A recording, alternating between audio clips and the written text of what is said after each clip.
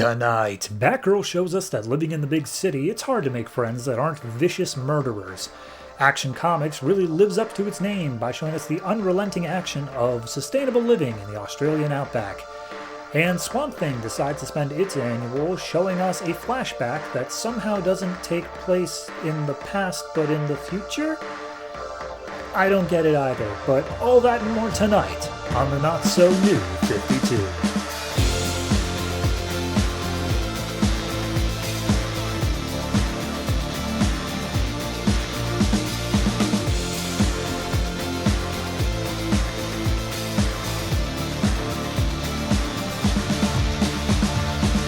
Hello everyone and welcome to episode 61 of the Not So New 52. I am your host and it's Halloween!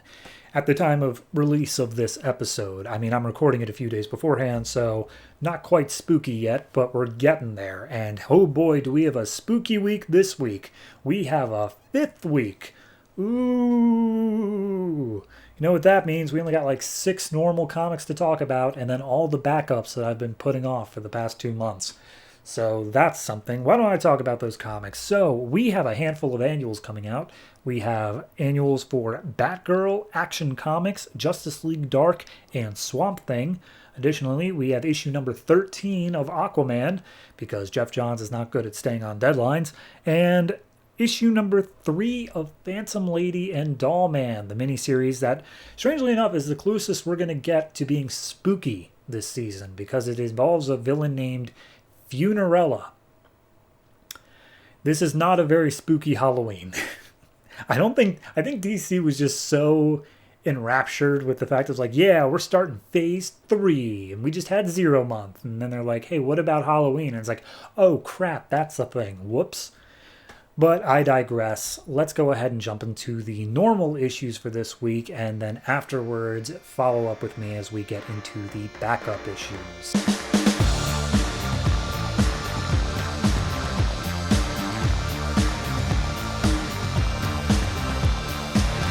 Swamp Thing Annual Number 1, written by Scott Snyder and Scott Tuft, art by Becky Cloonan and Andrew Belanger. So this is a tie into Rotworld, but not the Green Kingdom that Swamp Thing usually is. It's Secrets of the Dead, which is like the 3rd arc that Frankenstein is doing.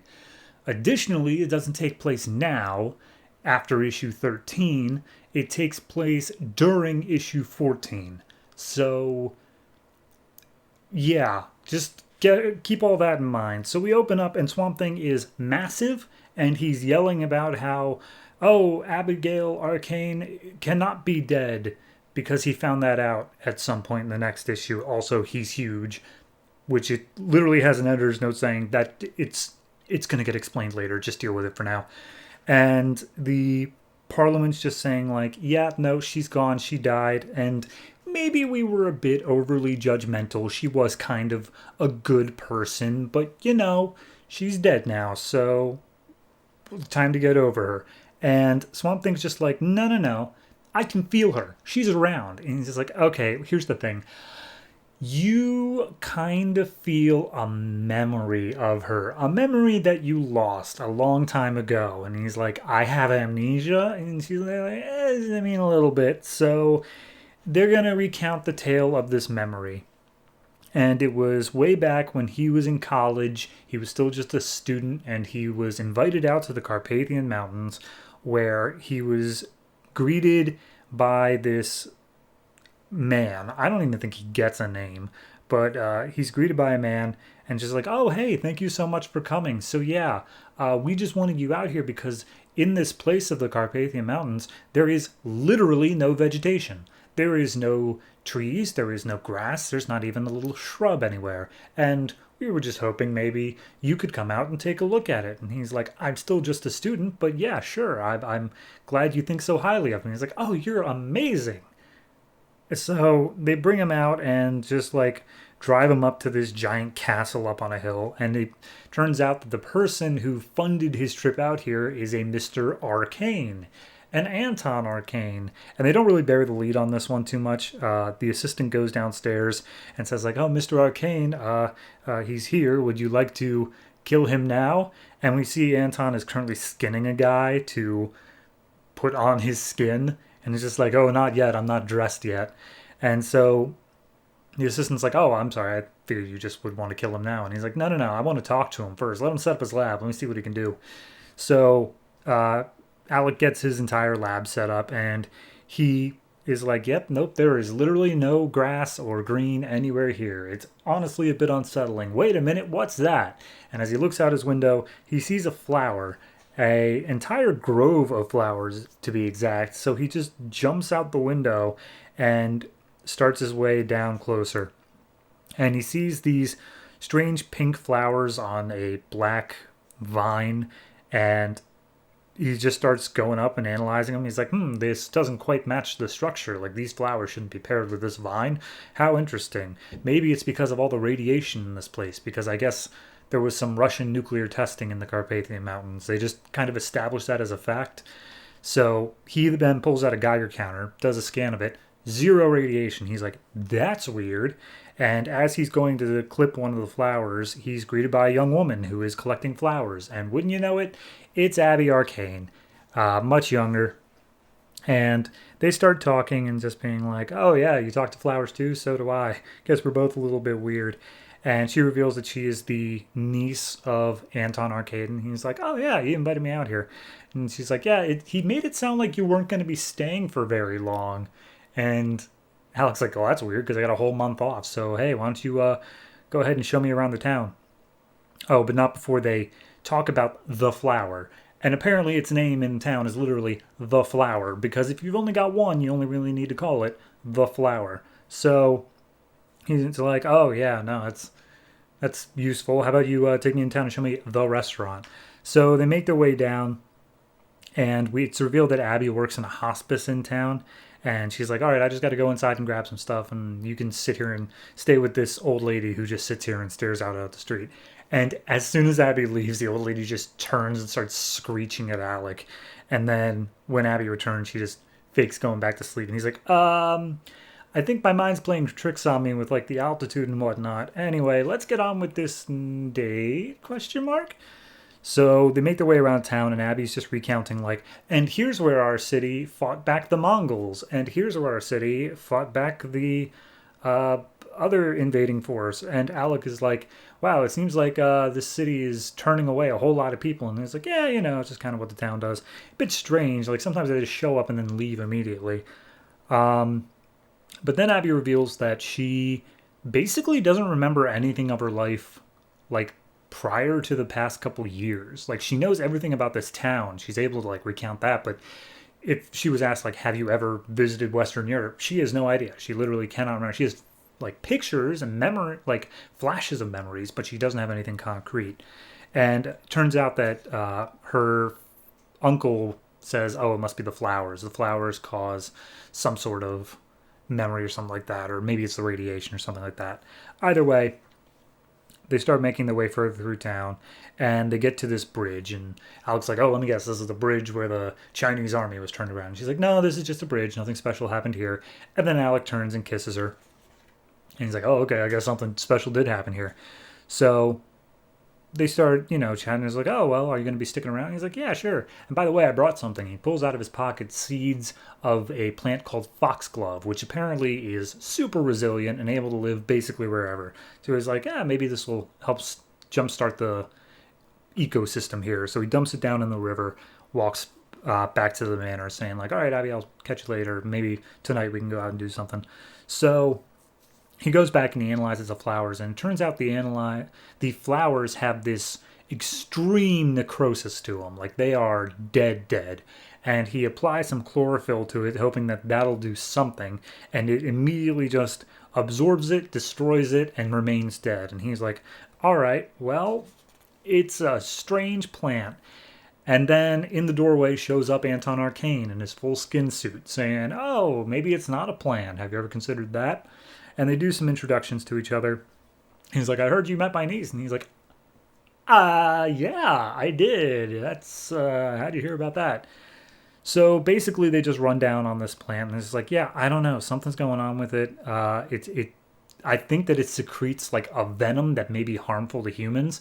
It might cause things like memory loss or things like that. And he's like, oh, crap. memory loss, and Abby was collecting the flowers. That's why she can't remember anything. I gotta go tell her. And as soon as he gets up to leave, Anton basically plants him down on the seat, and he's like, here's the thing. I didn't think you were going to be that smart. I thought I would have had a little bit more time to mess around with you, but hey, guess I got to do this now. And he manipulates the flower because it's not actually a flower of the green, it's a flower of decay, of the rot. And he manipulates it to start tying down Alec, and he's like, yep, you know, one day you were going to be a major pain in my ass, but now you'll never know because I'm going to kill you here. And he starts to secrete the venom all over Alec. Meanwhile, the foxglove, the seeds that Alec dumped into the river, start sprouting magnificently huge vines that just spread throughout the entire city and make their way up into the castle on the hill and form into a sort of half swamp thing. And the swamp thing is like, shame on you. It's not how you treat a guest. And he starts attacking Anton, like literally strangling him. And it manages to squeeze Anton out of his skin suit. And Anton's like, oh, hey, I remember you. You're not like a real swamp thing. You're an old swamp thing, one that I killed myself a while back. I think I used acid, didn't I? He's like, yeah, you did. But now I'm here to kick your butt. And he's like, oh, are you sure? Because I know how much power you have, and it's not that much. You've only got like a few more seconds left before you got to start going back.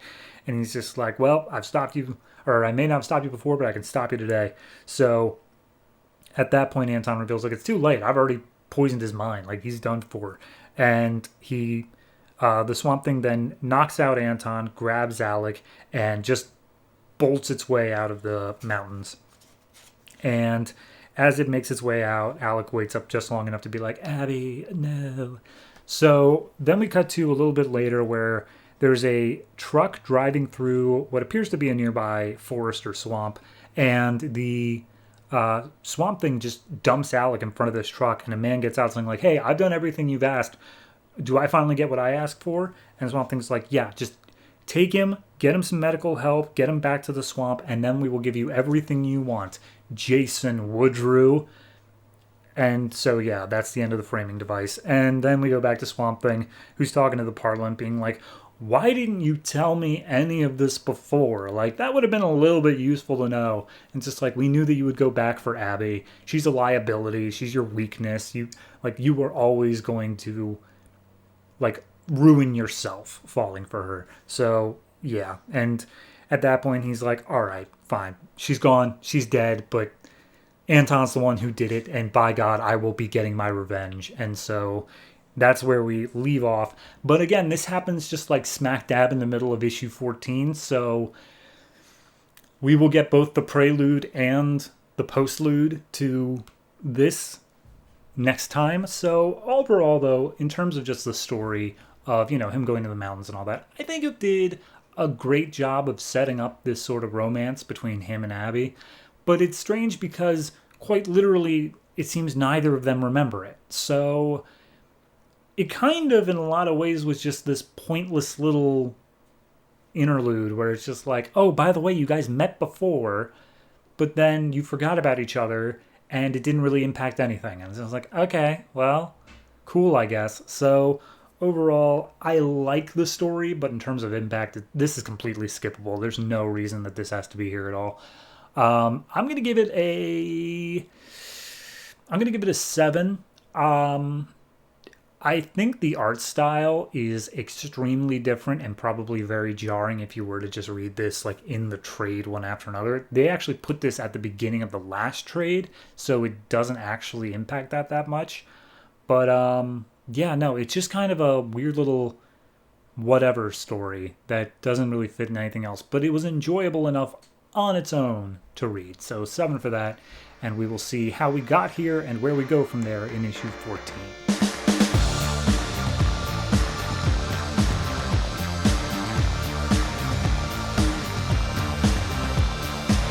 Batgirl Annual Number 1, written by Gail Simone, art by Admira, Wijaya, and Daniel Sampere. Open up with an entire building and seemingly the entire block of Gotham just going up in flames. And Batgirl's there. Turns out it's some arsonists, and she's beating them up because they're all wearing masks and have weapons for setting a building on fire. But then during the fight, Batgirl remarks, like, these guys, they're not like arsonists. They're actually just homeless people who have been coerced into committing arson. And because of that, I don't really want to hurt them that badly because, like, they're coerced. So instead, as one of them attacks her, she grabs his weapon and says, like, hey, there are still people in this building. I can hear a baby crying. You guys get out of here and I'll deal with you later. And they're like, okay. So at that point, she goes and finds the mother of the child and it's just like, okay, you have to wear this oxygen mask in order to keep on walking. Otherwise, the smoke's going to knock you out. And I'll get you and your baby out of here. And so she takes the both of them. Seems like everything is pretty much consumed in flames. So she busts out a window and saves them both. And during this point, Catwoman's watching on.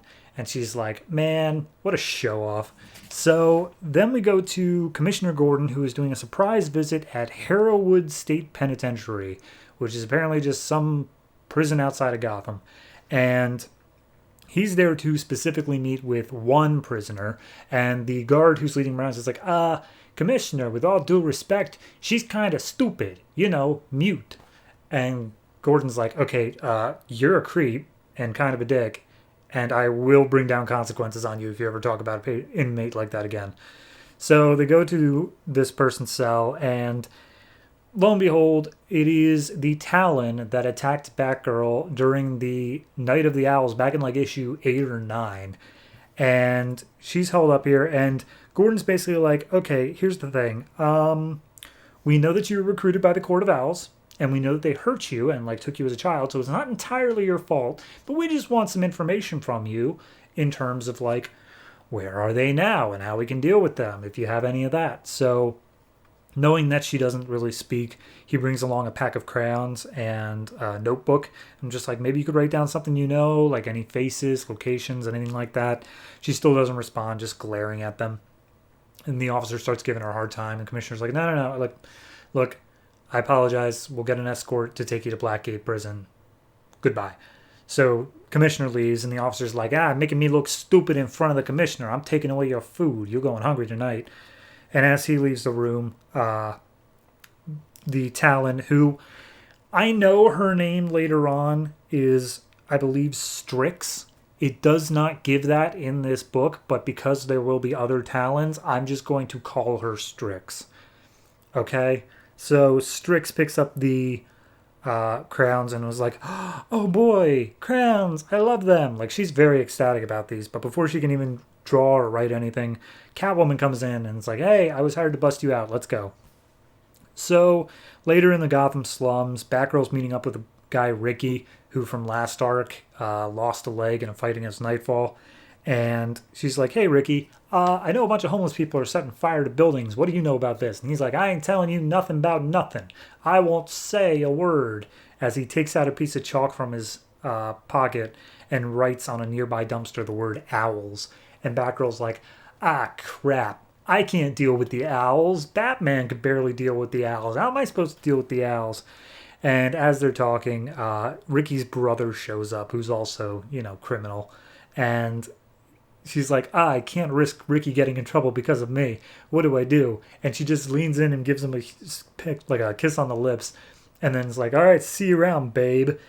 And Ricky's brother's like, dude, are you hooking up with Batgirl? And Ricky's like, you know it. So there's that. Meanwhile, as Catwoman's trying to get Strix out of prison, a guard shows up and the guard's like, hey, Catwoman, you can't be in here. And before literally anything can happen, Strix just attacks the guard and he fires off one shot, doesn't connect, and she starts clawing his face off with her bare hands. And as she picks up his nightstick about to beat him, Catwoman chimes in like, hey, if you kill him, things are going to be a lot worse for everybody. I'm sure he deserves it because he's kind of a dick, but like, maybe we can just go. And Strix is about to turn on Catwoman. Catwoman's like, I'm trying to get you out of here, so maybe don't attack me. And so she drops the nightstick and they both make their plan to get out of there because, of course, they heard the guards heard the other gunshot. So Batgirl heads to an area where a bunch of homeless people are, and she's like starting to go Batman on them, like, tell me what you know. And they all start just freaking out because obviously they don't know anything. And Batgirl's like, crap. Now, I can't intimidate these people. They're not criminals. They're just homeless. And she hands out of her utility belt like a stack of 20s, being like, here, go find somewhere safe to stay tonight and don't set fire to any buildings, no matter what nobody tells you. And then this old guy shows up, clearly not homeless. Or, I don't know, it's kind of 50-50.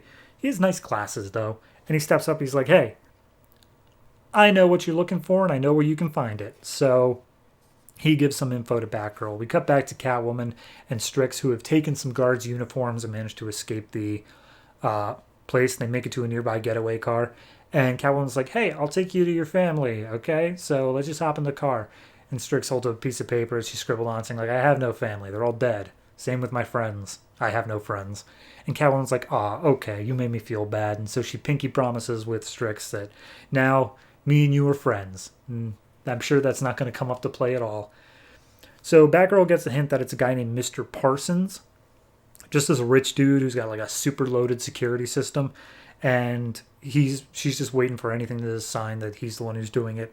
And she recounts how she did her research on the Talons and the Owls and stuff like that after they attacked.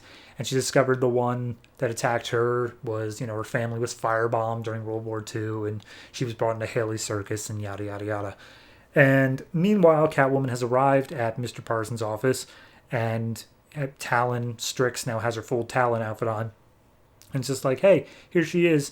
Are we all cool now? And Parsons, who's out in this greenhouse gardening, is like, oh yeah, no, we're totally cool. By the way, let me tell you my secret plan. We're setting fire to buildings that still have people in them, so that way we can pin it all on Bruce Wayne, who's doing his whole Gotham revitalization project. And then we're going to get him for murder and racketeering. And Batgirl's like, oh geez, that explains something. And Catwoman's like, what? I'm not helping you murder people. That's outside the contract. Just give me my money and we're done. And Parsons is like, I don't want to do that. Talon, kill her. So now Strix is attacking Catwoman. Batgirl sees all this, busts in, and is just like, all right, it's 2 against 1. We can do this. We can beat a single Talon. And then Parsons like, I got 3 more Talons over here. And it's like, all right, well, we're kind of dead, aren't we? And so there's a brief little thing where Batgirl's like, hey, Catwoman, is it true about you and Green Arrow? And she's like, I'll never tell. I don't remember that story. I have no idea what they're talking about. But regardless, yeah. So they start fighting, but they are clearly outmatched. And Batgirl the whole way through is just like, there's no way we're going to win this. We could barely take on 1 Talon. 4 of them were screwed. And the fight continues on that much to the point where they're both being held with the Talon's knives against their throat. And Parsons is like, go ahead and kill him. I have gardening to do.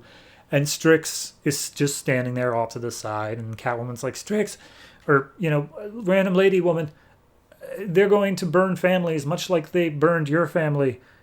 Are you sure that that's what you want? And, she's friends with Catwoman now. So then she pokes out the eyes of one of the Talons that's holding Catwoman hostage. Batgirl manages to get the upper hand on her Talon. And now it's 3 against 3, and, the fight seems more even. They're able to take out the Talons more. And once all the Talons go down, Parsons comes out with a gun saying, hey, I got a liquid nitrogen bullet that can take out this stupid Talon that betrayed me. So you guys better back off if she's really your friend.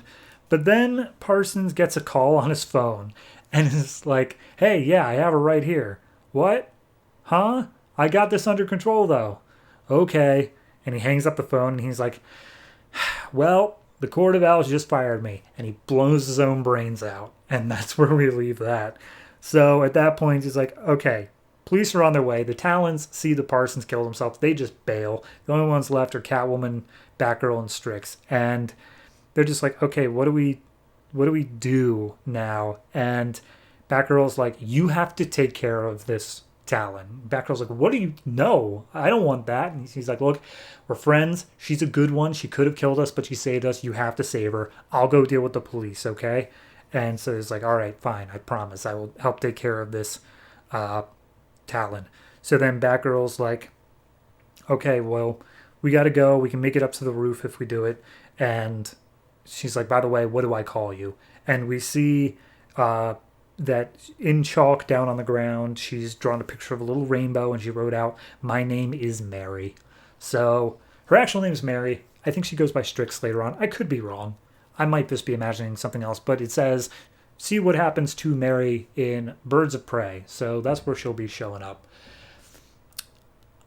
I think this was good. I think the art-wise, especially in the first half of the book with like all the fires and stuff like that, looks fantastic. Like the lighting on that is just beautiful, and they got all these particle effects. It looks great. It doesn't quite hold up throughout the entirety of the book. It's a little bit hit or miss in some places, but it isn't ever bad. The art's pretty good throughout. In terms of introducing this character as someone who's going to be showing up again, I think it did a good job of showing, okay, here's how the heel turn happened. Here's why they're now working with Batgirl and or maybe Catwoman.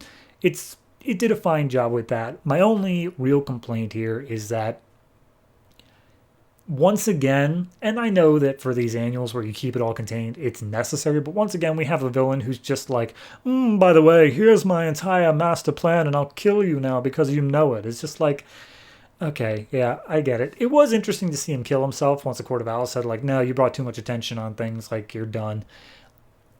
I think that overall, the positives outweigh the negatives by far. So I'm going to give this a 7. I think it is decently told.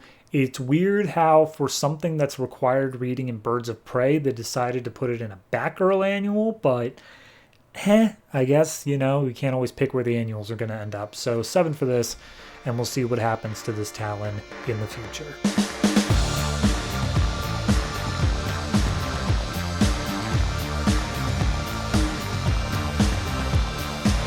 Action Comics Annual number 1, written by Sholly, Fisch, art by Cully, Hamner.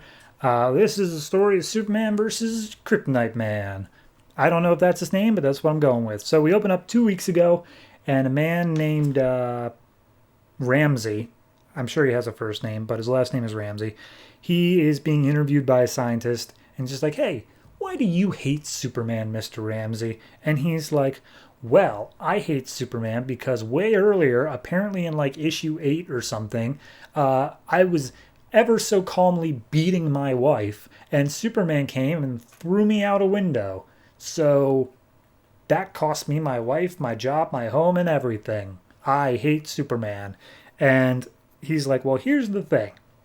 We have this new treatment thing that might allow you to get some powers that even Superman can't rival.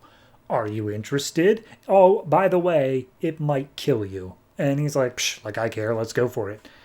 So then 3 days ago, Steel, or Dr. Irons, is working on a suit, and Superman shows up, and Irons is like, this place is radioactive, Superman, what are you doing? And Superman's like, are you serious right now? And he's like, right, sorry, yeah, I forgot. Anyway, what's up? And he says, like, well, remember when Metallo, which they're still calling Metal Zero, but it's Metallo, was fighting against me? I remember you were in the room at the time when I was being tortured. Also, you helped develop Metallo as well. And he's like, yeah, that's why I left. I'm sorry, do you think that I'm a threat to you, Superman? And Superman's like, are you? And Irons is just like, that's absolutely hilarious. Come on, I'll go get you a coffee. So they just walk out and leave. Then we cut to 2 days ago, where Lex Luthor's being chewed out by General Lane, basically saying, like, Lex, you kind of sold out the entire Earth to that alien force that was invading, and Metropolis was put into a bottle because of you. So you are officially not allowed to see the classified info anymore. And he's like, pshaw, you can't fire me. I'm your only hope against beating Superman. And Lane's like, we got some other plans in the works. And he's like, right, no, totally. Just like how Metal Zero worked out and crushed his heart in the first second of putting it on. When you need me back, I'll be charging double. Then we got to 1 day ago where Ramsey is being juiced up and he's being ready to go through his modifications, and the scientist holds up a thing of kryptonite and he's like, we've got this. It comes from Superman's planet itself and it gives off crazy energy. So we're just going to slowly radiate you with this and hopefully it will absorb into your cells and you'll get superpowers. Okay, cool, here we go. So he turns it on. He just hits him with it, with some beam of it, and it immediately starts overloading. not even a second passes. Turns out it's doing like a feedback loop system. It's unable to slow down, blah, blah, blah. Whole place explodes.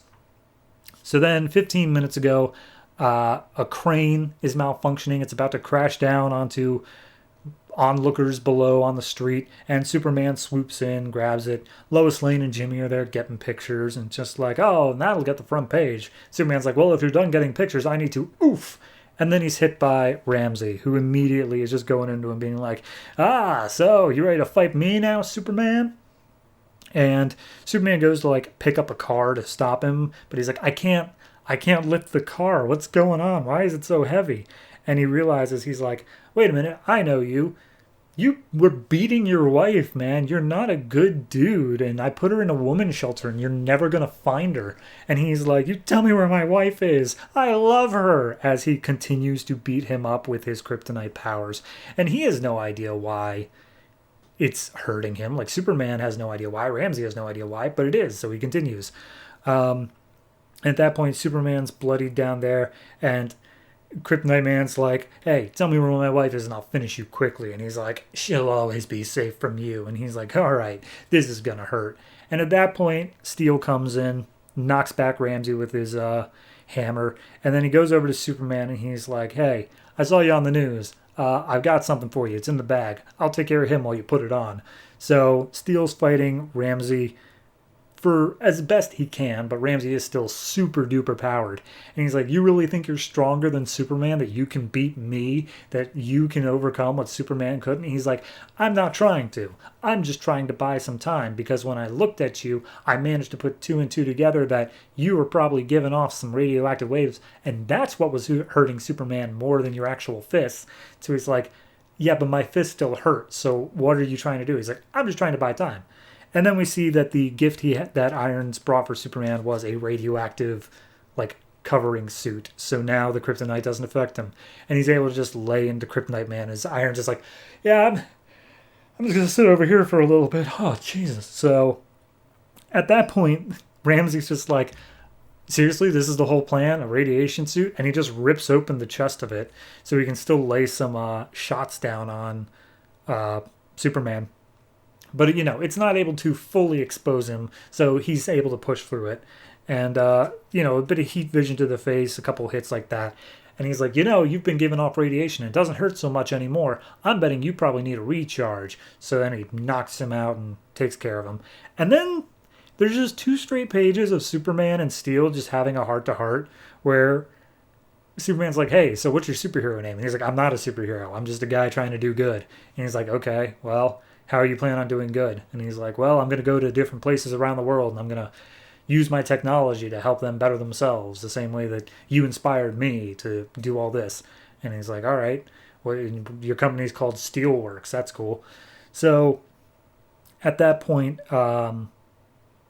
Steel points out that, oh, by the way, I'm pretty sure that kryptonite, like, came from your rocket, and therefore he shouldn't be able to have any of it. So however he found it, you need to be on the lookout for that.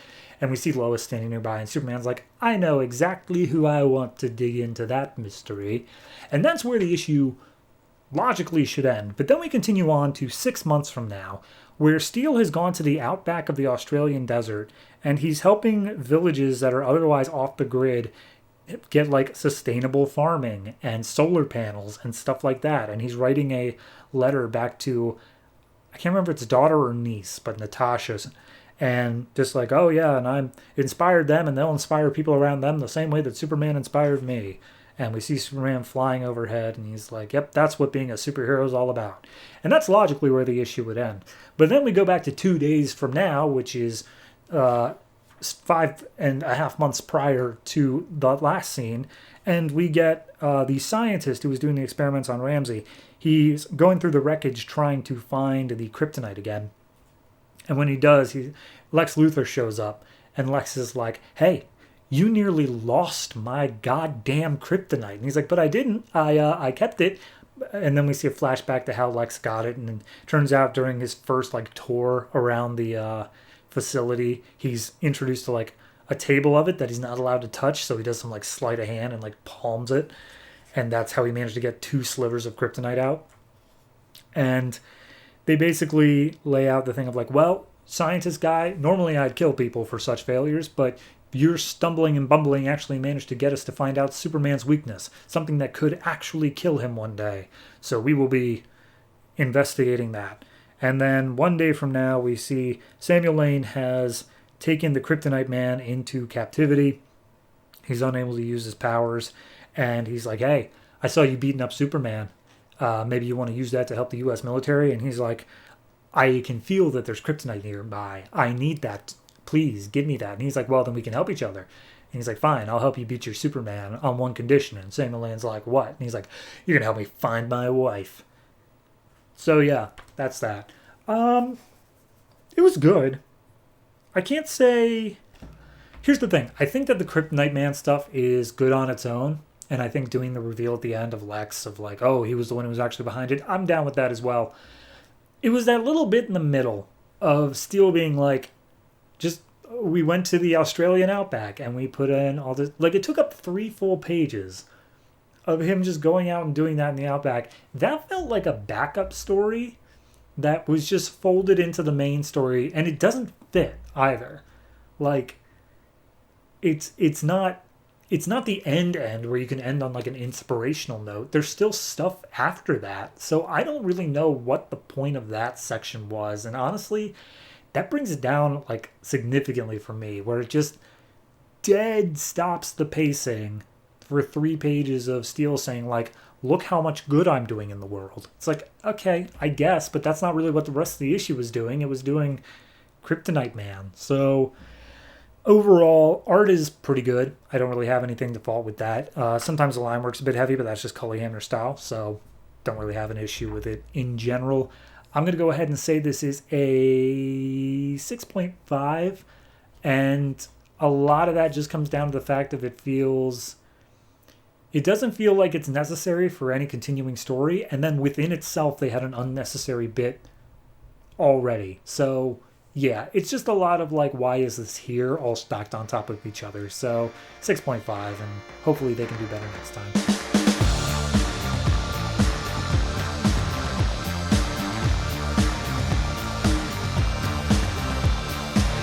Aquaman number 13, written by Geoff Johns, art by Ivan Reis. So last issue, number 12, left off with Vostok dying at the hands of Black Manta as he defended Aquaman. And this issue picks up Siberia 6 years ago, where I think we already had the flashback where they like saved a village from an avalanche or something like that.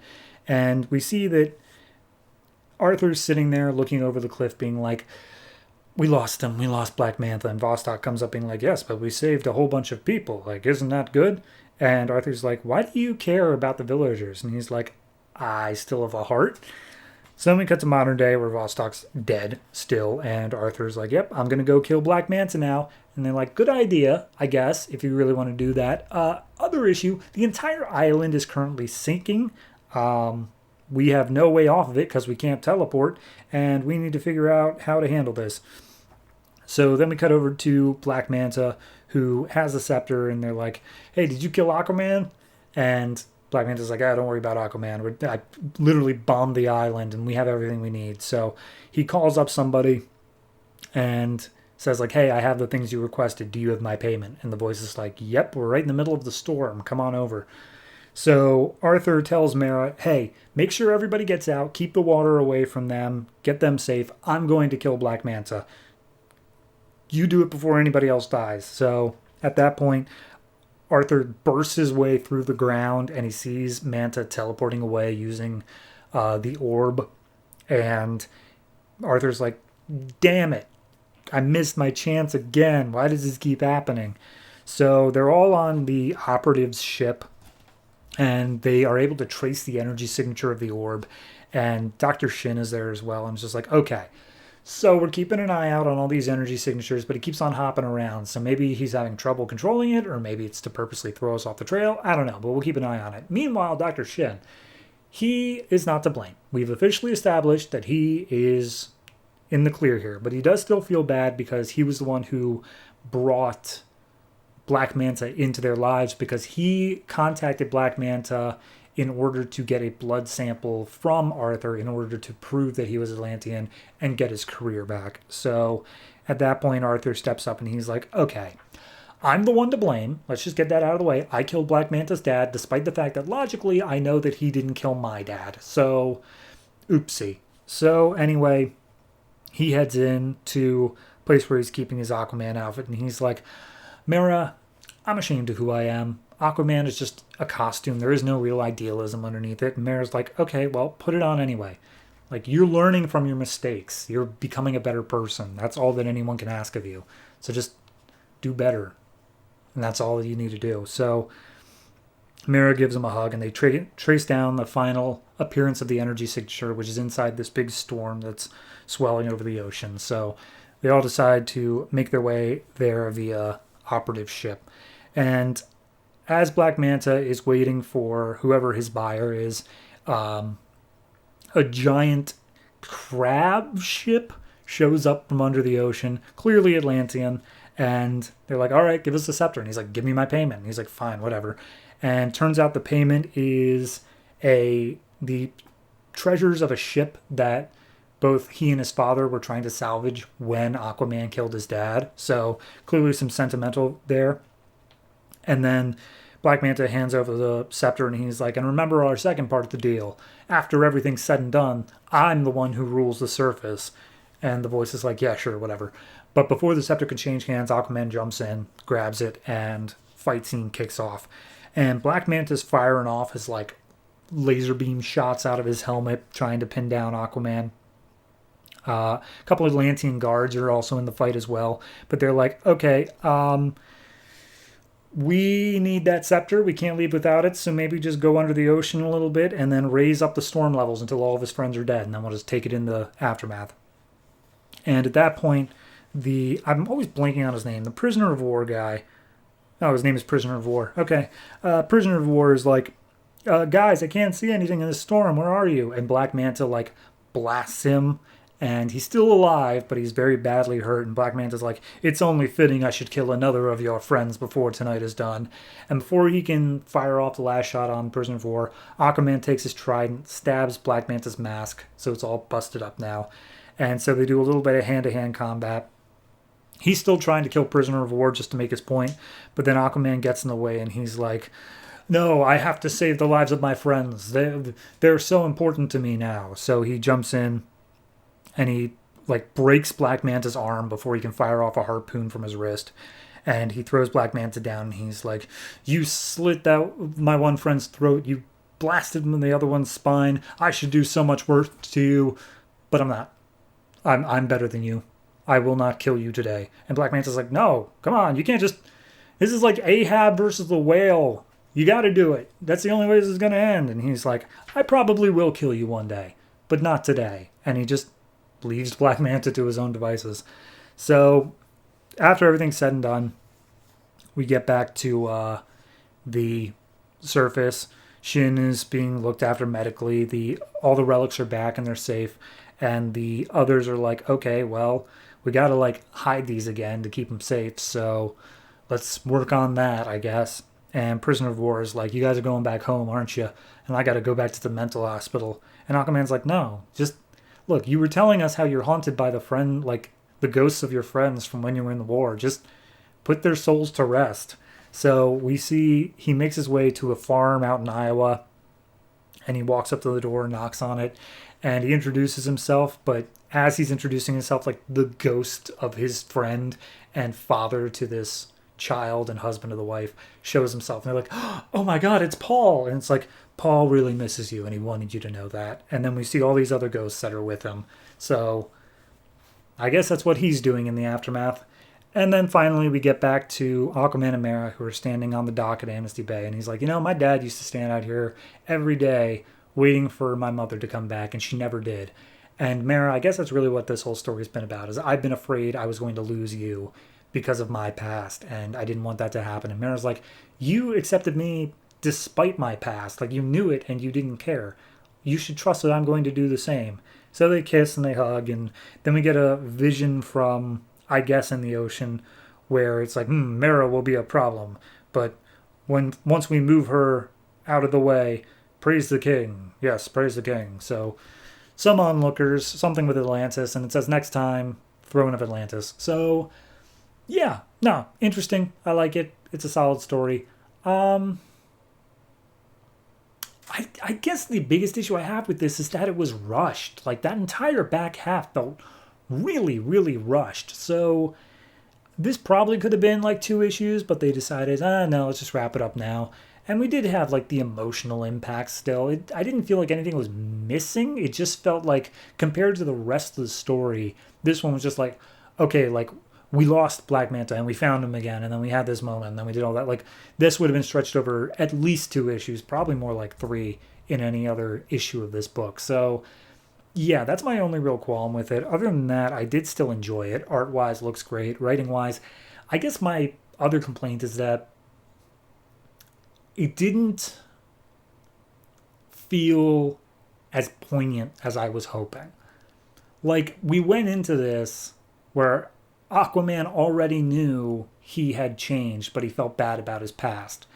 And the ending point felt like everyone pointing out that Aquaman had changed and that he shouldn't, but like, that should be reason enough for him to not feel bad about his past. But it didn't actually feel like Aquaman came to that conclusion, you know? I don't know. Little bit disappointing in that regard is that it felt like a big capper to the plot, but not a big capper to the story, if that makes any sense. So overall, this is a 6.5.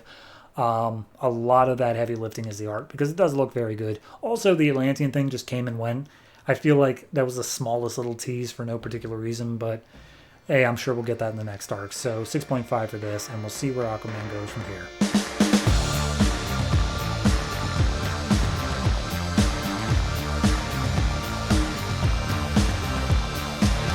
Justice League Dark Annual number 1, written by Geoff Lemire, art by Mikel, Janin. So this is the conclusion to the war for the Books of Magic. And last issue, we had Nick Necro showing up, taking Zatanna captive, and going to where the books are. Meanwhile, blasting the House of Mysteries, where Constantine and team were in the middle of the desert. So, house is in ruins. Black Orchid kicks out the door, and they all just hang around, just being like, all right, is everyone good? Everyone alive? And this dead man's like, I mean, kinda, not really. So at that point, they put everything together like, okay, so they're almost to the Books of Magic right now.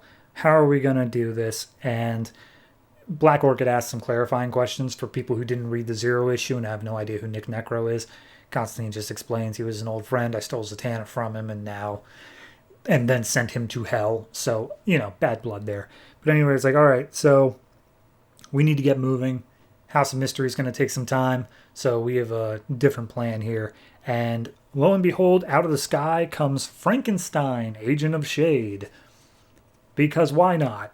So then we cut over to the House of Secrets where Nick Necro is, and he basically just lays out his evil plan to Zatanna, and he's like, hey, Zatanna, I want you to know exactly how we got here. So, way back when you betrayed me, I was investigating the Books of Magic. What you didn't know is that I actually overheard a member of the Cold Flame, who is a cult that also is interested in Books of Magic, and I took him and I tortured him for like a week until finally he gave it up. And finally he mentioned this temple in the middle of Peru. So I went down there, and when I got in there, turns out there was a giant skeleton of the wizard Mordru, and he had the map literally right in his hands. So I sat there for like 3 days trying to break it open using every spell I could, and I couldn't figure it out. I got frustrated, and I threw the map at the skeleton, and then the skeleton had a spell on it which put a vision in my mind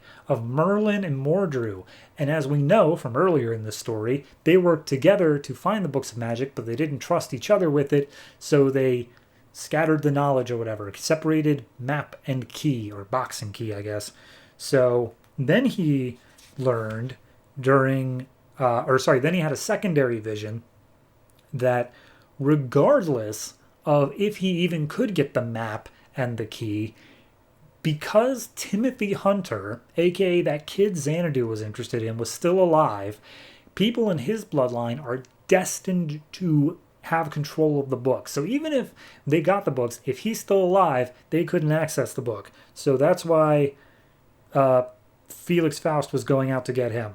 Speaking of Felix Faust, he was the one who he was also looking for the books of magic. He realized that Nick Necro had some more info, so he made a deal with the devil, or some random demon, to sell his soul in order to get Nick out of hell. And now they're working together to find the books of magic.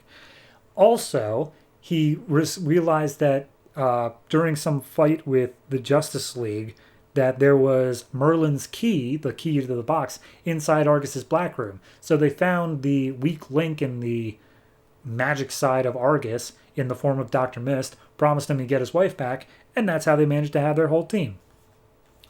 But on top of all of that, it turns out that the reason that the Justice League Dark formed under Argus, not the first arc, but the second arc, the reason that all that happened was because of the machinations of Nick Necro. He was the one who put it all together and whispered in people's ears until finally it all came together. So the whole reason he did that was just so he could hurt Z and con Constantine, because why not? That's what they do. Anyway, they arrive in Nanda Parbat, and that's where the books are.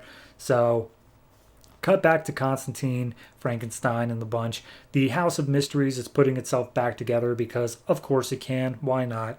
And as soon as it gets fully reassembled, Xanadu and Timothy come out, and they're like, "Hey, we're here. Felix Faust came for Timothy, but I just was lucky to be there. So, let me tell you this other stuff I saw." And Xanadu explains the vision of everyone dead and Constantine corrupted by the books of magic. And it's just like, "Oh, you were the one who told me in the vision to go get Timothy." Timothy's like, "I don't have my magic anymore, so I don't know what you want from me." And Constantine's like, "I'm willing to bet that you just need a kickstart of magic. Demon Butler, go get my gemstone."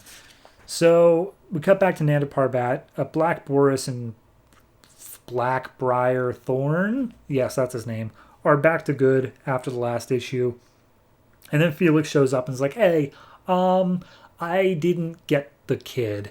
And Nick Necro is like, "Are you kidding me? You had literally one job. You were absolutely useless." And they start fighting a little bit before Dr. Mist chimes in being like, "Hey, if you don't have the kid, that means that Constantine has the kid, and then he's going to come here anyway, so we'll just wait it out." It's like, "Fine, whatever. Guess we'll wait." So anyway, the House of Mystery then goes through and just be like, "All right, Nick Necro's at Nanda Parbat. We can sense that. What are we going to do?" And over in issue 0 of Sword of Sorcery, Constantine picked up a gemstone belonging to Amethyst, Princess of Gemworld. And here he pulls it out, summons her, and she just shows up on their table being like, "What is this? Where am I? Am I on Earth? This isn't Earth. Where am I?" And he's like, "Oh, you're in Limbo. You're in the House of Mysteries. Anyway, I'm the one who summoned you." And she's just basically explaining who she is for people who haven't read the 2 issues of her book so far. And Timothy chimes in. He's like, "Hey, I also think all of this is crazy. I'm Timothy, by the way." And she's like, "Oh, my name's Amaya." And they shake hands, which is enough to jumpstart Timothy's magic. And he's like, "Whoa, I feel even more powerful than before." So then Frankenstein starts laying the moves down on Amethyst for some reason. And he's like, "Hey, you offhandedly mentioned in an earlier panel that you don't like to kill. Just stay behind me and you do your best." So anyway, they also arrive in Nanda Parbat, and it's just like, "Okay, we're only missing one member of the team. House, bring Andrew Bennett from iVampire." And so he shows up. He's like, "What? I was doing a thing in my own book, but this takes place of me doing something. This takes place before issue 9 of his book." He was very much set in the past because it could not fit anywhere else. And so Constantine has his whole team lined up and is like, "All right, let's go. We're going to fight." And all of the cultists with their machine guns are all waiting outside, along with the Blackbriar Thorn and Black Boris. And then you just get into a generally large fight scene. Deadman and Black Orchid are kind of having a thing. Andrew Bennett, Frankenstein, and Amethyst are all using swords to fight. And they go up against the Black Boris and Blackbriar Thorn. And Amethyst kind of refuses to kill, but the other two kill the other 2 remaining people, so they just do their own thing. Deadman and Black Orchid are taking care of all the cultists, and the rest of them just kind of hanging around. So once all the cultists are taken care of, they're like, all right, cool. Let's go after Nick and see where he went to. So they head deeper in. And there are these 4 large ice pillars in Nanda Parbat. And Nick is like, this is weird. I feel like I should be feeling more magic than I am right now. And Felix just tells him, like, hey, I have waited long enough for your stupid revenge scheme. I'm here now. I'm getting these books.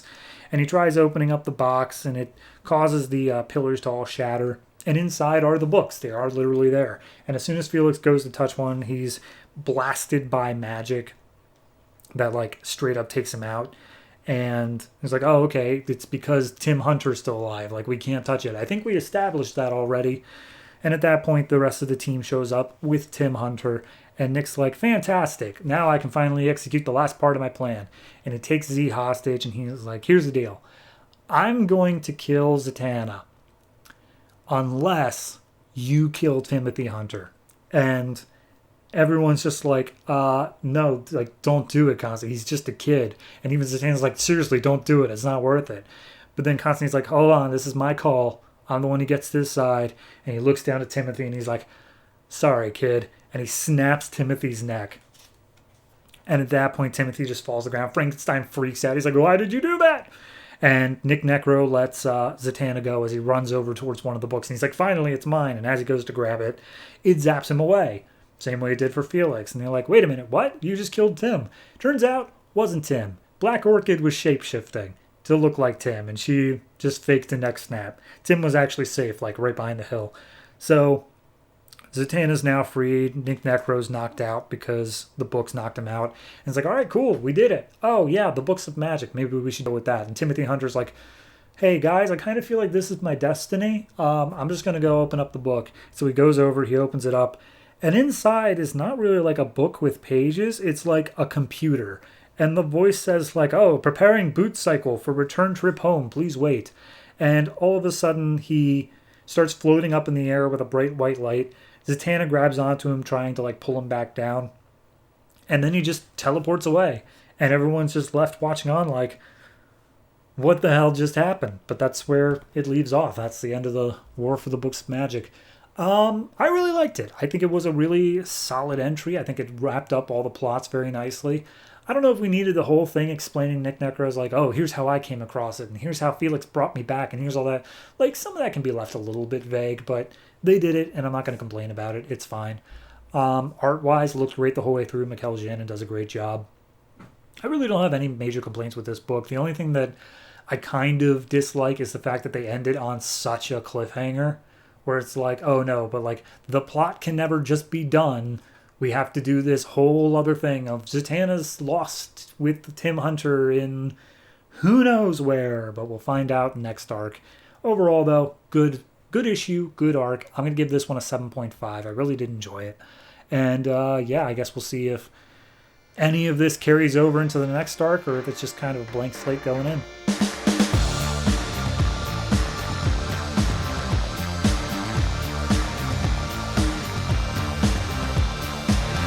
Phantom Lady and Doll Man number 3, written by Justin Gray and Jimmy Palmiotti, art by Cat Staggs. So last issue, they were going after some mobsters and whatnot, and they ended up coming up against a woman named Funerella, who didn't really do anything. This issue, we see pretty much just a super extended fight scene of them against Funerella, and we see that her power is to decay things. Like, she goes up to a shipping container made of metal and makes it rust. So, yeah, that's her thing. So they like, okay, she seems like kind of a big hitter. Let's take this whole group of mobsters we've got thrown up and just throw them out into the ocean so they're not really a problem. So they do.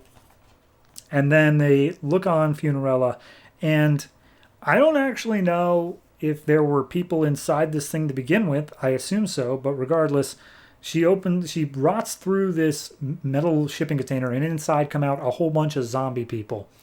So, yeah.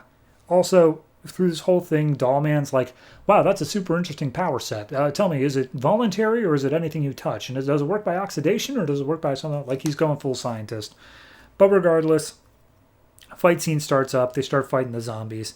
Phantom Lady cuts a bunch of them at the legs. Dollman attacks one with his jetpack at full blast to set it on fire, and then they start like shooting them in the head because clearly that's the rules of zombies.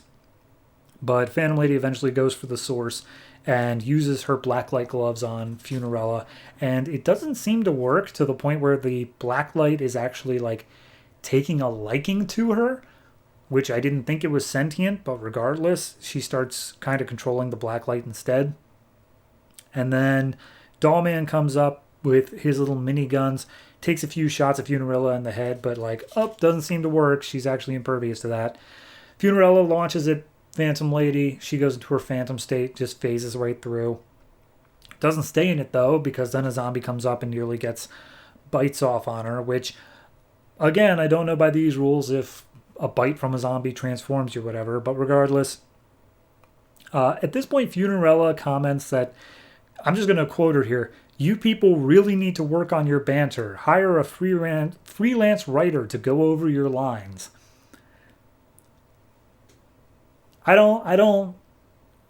Sure, whatever. So anyway, Funerella seemingly brings down the whole shipping container, knocks it all into the ocean. Dollman manages to carry Phantom Lady up in the sky away from safety. And she's like, no, wait, hold on, just drop me. And he's like, why? And he's like, just do it. And he drops Phantom Lady. She falls and lands right on Funerella, and that's seemingly enough to knock her out. But then Funerella gets up, jumps over a fence, and runs to a nearby yacht that's hosting like a big party or something like that. She runs up to it, places a hand on one of the members of the party goers, turns her into a zombie, along with her little puppy too, and wouldn't you know it, we're just getting the exact same fight scene again. So then we cut over to San Diego, where The Ray, the previous miniseries from this writing duo, he gets a call from Uncle Sam, and Uncle Sam's like, hey, I sent you an email. There's a situation coming up in Metropolis. You got to go. And he's like, all right, well, I'm currently fighting a giant robot. Also, that's going to take priority. You can't just call me and expect me to drop everything. He's like, all right, whatever. It's in your email. Good luck. And then we just go away from that. That's just to remind you that this all takes place in the same universe. So they continue to fight, and we see, the zombies have overtaken again. Funerella's about to go over one of the crewmates on the ship and like about to reach him, and then Phantom Lady just fires off a blast that chops off her arm. And she's like, oh, okay, I can hurt you. And so she fires another blast through the stomach of Funerella. And Funerella's like, don't you understand? I'm already dead. You can't stop me. And she's like, well, then you shouldn't feel this. And Phantom Lady just goes upwards from her stomach straight through Funerella's head, seemingly killing her. She topples over the edge, and Dollman's like, well, that seemed a bit excessive, but all right, I guess it worked. And she's like, do you think she's actually dead? Like dead, not coming back dead? And Dollman's like, well, do you want to go down there and check? And she's like, not really. So as soon as she leaves, everybody else just turns back to normal. So I guess it wasn't like permanent death. It was just a zombified looking state. But regardless, police and ambulances show up. They don't want to stick around for the questions afterwards. So Phantom Lady picks up Dollman, phases through to the bottom of the seabed, and then just walks off. Which makes you wonder why she said she didn't want to go down there before if she literally was just going to go down there anyway. But some time passes. They're doing a investigation. They find Funerella's arm still left on the ship. And as soon as somebody touches it, they just decay into a skeleton.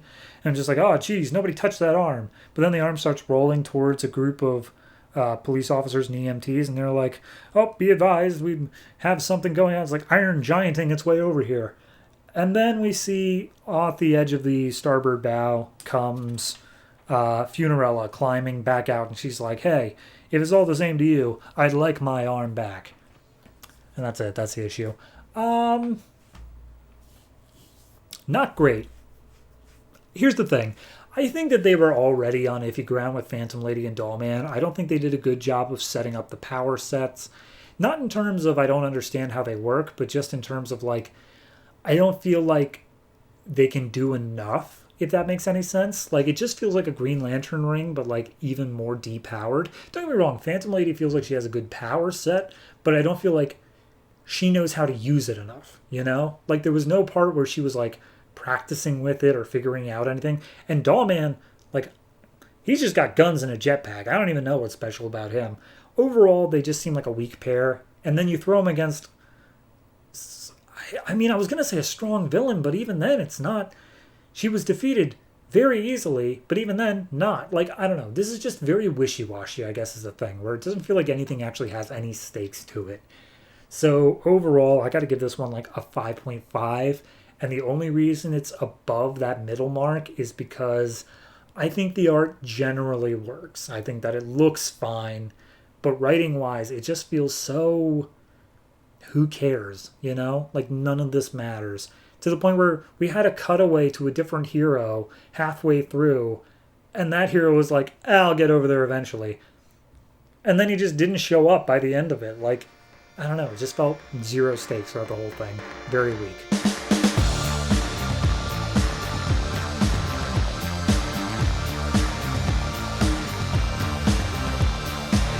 And that's it. That's all the comics from DC Comics this October 31st, 2012. But we're not done yet. Of course we're not done. This is a 5th week, damn it. And we have so many backup stories to get through. Like, we had a 5th week where I talked about the previous backup stories just 2 months ago. Usually the wait is 3 months. We had one just 2 months ago. And somehow, I think this is the most backup stories we've had in the entire course of the show. And I don't know how that happened. But regardless, let me tell you the ones that are coming out now. So, we are going to be covering 2 backup stories from Batman, titled Tomorrow and Tease. 2 backup stories from Detective Comics, titled The Long Wait and IQ Test. 3 backup stories from Action Comics, titled Origin of the Species, A Boy and His Dog, and Ankiel. I'm working on it. We have a backup story from All-Star Western, which is Tomahawk Part 1. We have 2 backup stories to Justice League, neither of which are Shazam, strangely enough. One of which is called Questions, and the other one is called On the Outs. We have the continuing story of The Unknown Soldier from GI Combat. Not quite a backup story, but I got to cover it somewhere. And to wrap it all up, we have a brand new backup story from a brand new series, Sword of Sorcery's Beowulf. Spoiler alert, this ain't your English teacher's Beowulf. Except that, like, it kind of is, but, like, it's different in a couple ways. All right, screw it. Let's get into the comics.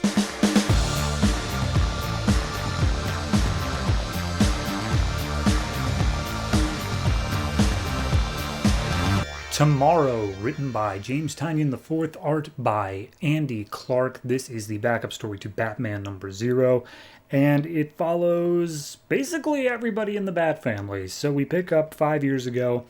Young Barbara Gordon is on the roof of GCPD talking to her dad, saying, hey, are you sure you want to do this? Because if you do this, you're basically saying that the entire justice system is completely beyond saving. And he's like, no, you don't. You have to believe in Batman. Like, he represents this greater ideal, and we have to rise up above our current positions because Batman is so freaking awesome and everything. He is the hope for the future of our city. And then we cut across to Greystone Academy, where a young Tim Drake is being chewed out by his principal because he apparently hacked into the computer network at the place. And Tim's like, here's the deal. Not only did I hack into the computer network, I hacked into the entire computer system, including your account, which allowed me to get the proof that you have been siphoning off money, like $1.6 million from the academy. So you've definitely been committing fraud, and now I have proof of it. And I was hoping I could like catch you in the act of it, but I suppose they're just telling the cops anyway. And also he was forced to take some sort of test to make sure that he wasn't cheating.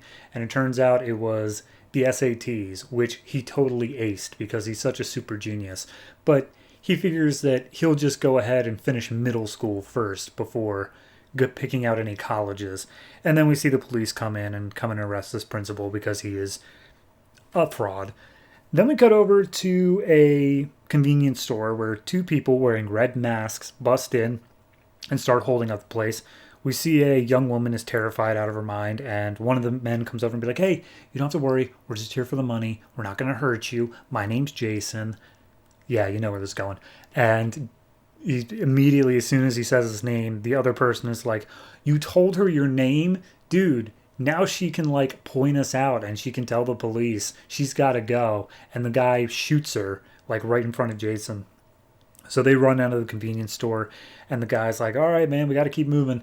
And Jason comes up and just starts wailing on him, just being like, "You said it was about the money. You said that no one would get hurt," and starts beating the crap out of him. And a nearby police officer sees him just beating this guy to a pulp, pulls him off of him, and Jason's like, he just shot a woman, and I had to get revenge. I needed to stop him." And he's like, "Well, he's not much of a threat anymore. Jesus, kid." So then the last one is at Haley's circus. A guy steals a woman's purse, and a young Dick Grayson sees it, kicks the guy in the face, and says, like, "Well, ma'am, if you're looking to repay me for such my heroic act, feel free to just watch the Flying Graysons at the end of the show. And I'm Dick Grayson, by the way." And then everyone starts looking up at the sky and pointing. And Dick looks to see what everyone's pointing at, and it is the bat signal.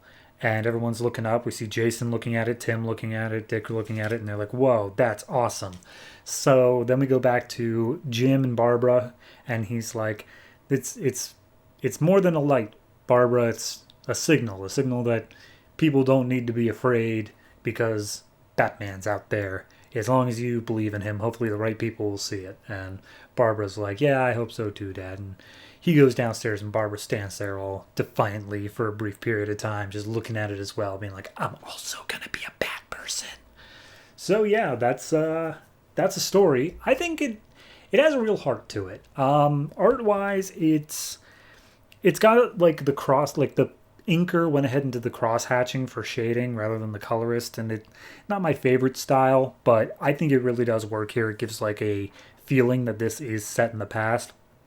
It just sometimes makes the faces look weird. For instance, Tim Drake, he doesn't look like he's in middle school, but I couldn't actually tell you what age he is. So yeah, it's art's a little bit shaky, but it does look good. I recognize there is talent behind it. And then the story itself, not much of a story, but it is a nice little glimpse into, like, okay, here's what each of the future Robins was doing at that period of time. And this was like about, I think, a year after Batman went and became Batman. So I like it. I'm going to give it a 7.5. I really do think that it is a solid story. And while it may not be consequential to really anything, it's just a nice little origin story. So kudos to that.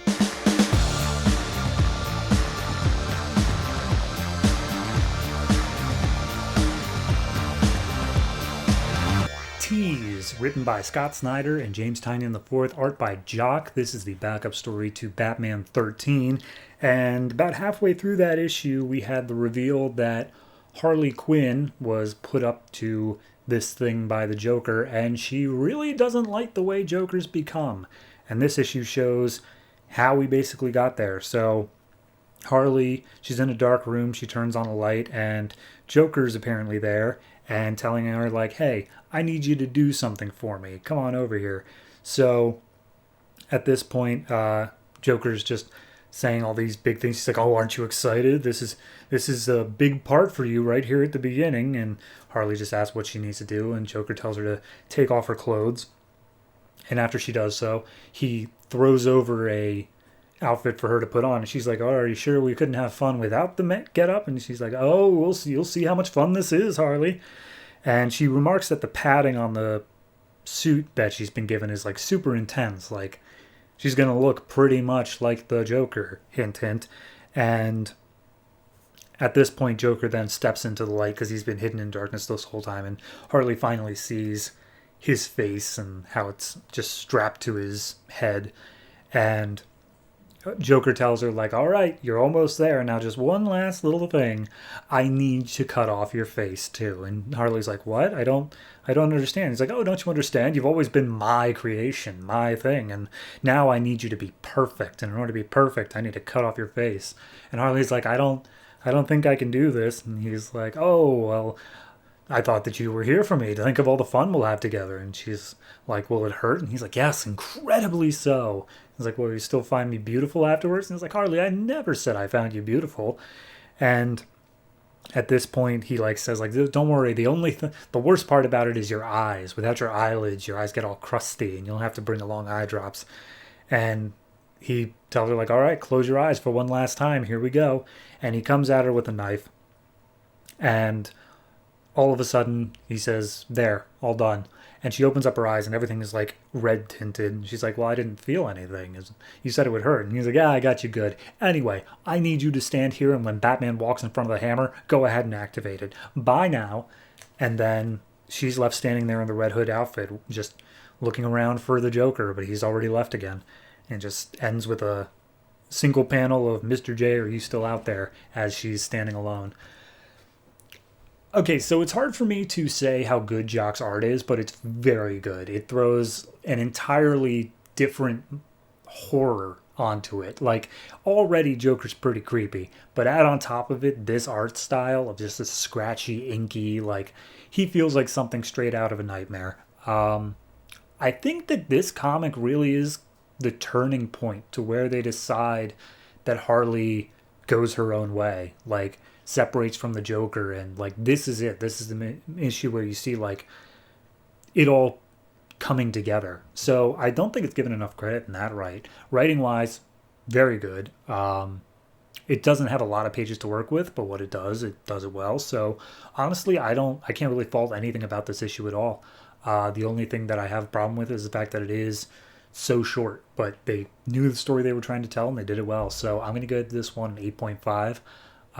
Super solid work. Probably the best thing I've read Harley in, period. And that includes a lot of the later stuff when I was actually reading a bit of her solo series. So overall, fantastic.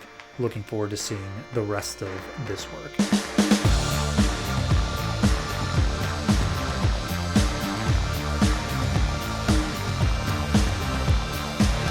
The Long Wait, written by James Tynion IV, art by Henrikk Jonsson. This is the backup story to Detective Comics number 0, and it is the story of Alfred in Wayne Manor as he's been waiting for Bruce Wayne to return. So, rainy night, there's a ring at the door, and Alfred gets ready as he, in his head, has the narration of like, every time the doorbell rings, I dread that it's somebody there telling me that Bruce Wayne was found dead somewhere on the other side of the world, and I wasn't there for him.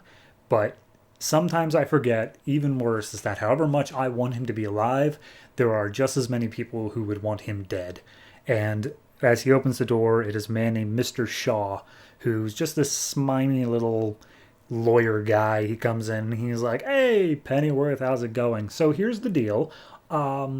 Because Bruce Wayne is dead, the Kane family, aka Martha Wayne's family, has the full right to her fortune, as evident by whatever legal mumbo-jumbo.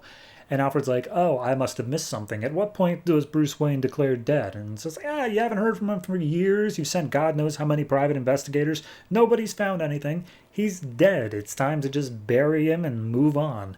And Alfred's like, "Well, here's the thing. I'm the legal custodian of Wayne Manor until Bruce gets to the age where he can take it over, and as such, I have final say. And that wasn't because they wanted your family to eventually get the fortune, or the family you represent, as I don't believe Mr. Shaw is part of the Wayne or the Kane family, part of the Kanes to get the money. It's because Martha knew exactly what her father and brothers were and didn't want them to get their hands on what she spent so long building." And so Mr. Shaw chimes in. He's like, "All right, Alfred, how about this? I know you don't want to sit in this musty old manor for the rest of your life, waiting for Bruce Wayne to come back. I know that you want to act. And with one word, I can get Mr. Kane to put you in the starring role in the Gotham Shakespeare Company. However, if you fail to play our little game here, we can drain you of literally every penny and take this house from you anyway. So how about you play ball?" And at that point, Alfred grabs him by the collar, throws him against the wall, and just says, like, "Get out of my house now." And he throws him out, slams the door. And then there's another ringing at the door, and he's like, "Oh, what's the matter? You forgot to insult my rose garden while you're at it?" And when he opens the door, there is a very bearded Bruce Wayne standing there saying like, "Oh, it's good to see you, Alfred." And Alfred's just like, "Master Wayne, it's you." So he gives him a hug, and they reminisce for a second before he's like, all right. And Bruce is like, who's that guy I saw leaving? And Alfred's like, don't worry about it. I have so many questions for you, and I need to know them all now. And Bruce is like, yeah, no, I'll explain everything. But you need to know that the reason I haven't contacted, the reason I stayed off the grid is that I've been training, and I couldn't let anyone see what I was training to become. See, Alfred, I've got an idea. I have a plan. I have something that I need to become. And I know that I can count on you. As he's looking on the ground, seeing all the maps and everything, he knows that Alfred's just been waiting and searching for him. And he's like, Alfred, I have an idea that could change everything. And that's where we leave off. I like it. I definitely do. I think it sets a good tone of like, okay, here's what Alfred was doing. Here's the mindset he was in. Art-wise, Andy Clarke does not Andy Clarke, Henrikk Jonsson does a fantastic job here of getting across like just how slimy this lawyer guy is in just like 4 panels. Like you only see his face over like 4 panels, and each time it's just worse and worse and worse. It's fantastically well done. And when Bruce shows up, like you see Alfred's like shock followed by relief followed by just exasperation. I really like it the whole way through. Overall, I'll give it an 8. I really do enjoy it, and I think that's a solid little entry that fits pretty well into what we've been laying out as Bruce's past. So definitely liked it.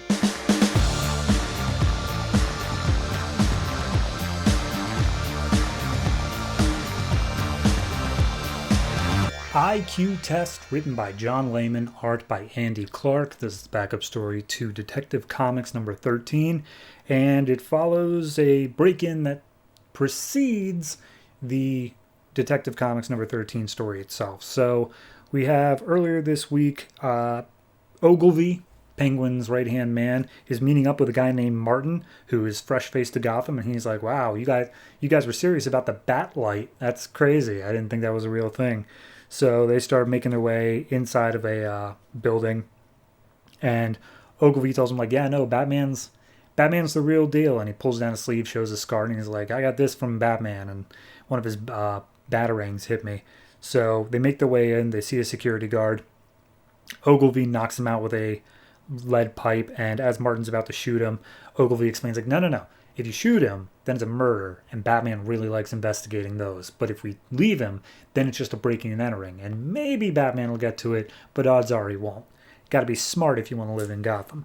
So they make their way deeper into the place, and he's like, oh, yeah, you don't got to worry about me. I'm smart. I planned a whole diamond heist. Like that's what got the Penguin's attention. That's why I'm on this job now. And he's like, cool. So, you met Batman, though? And Ogilvy's like, yeah, no, I met him. Like, everyone in Gotham who runs this sort of crime stuff has met Batman at one point or another. And Ogilvy reminisces his first time he was a lookout. He was fresh on the streets.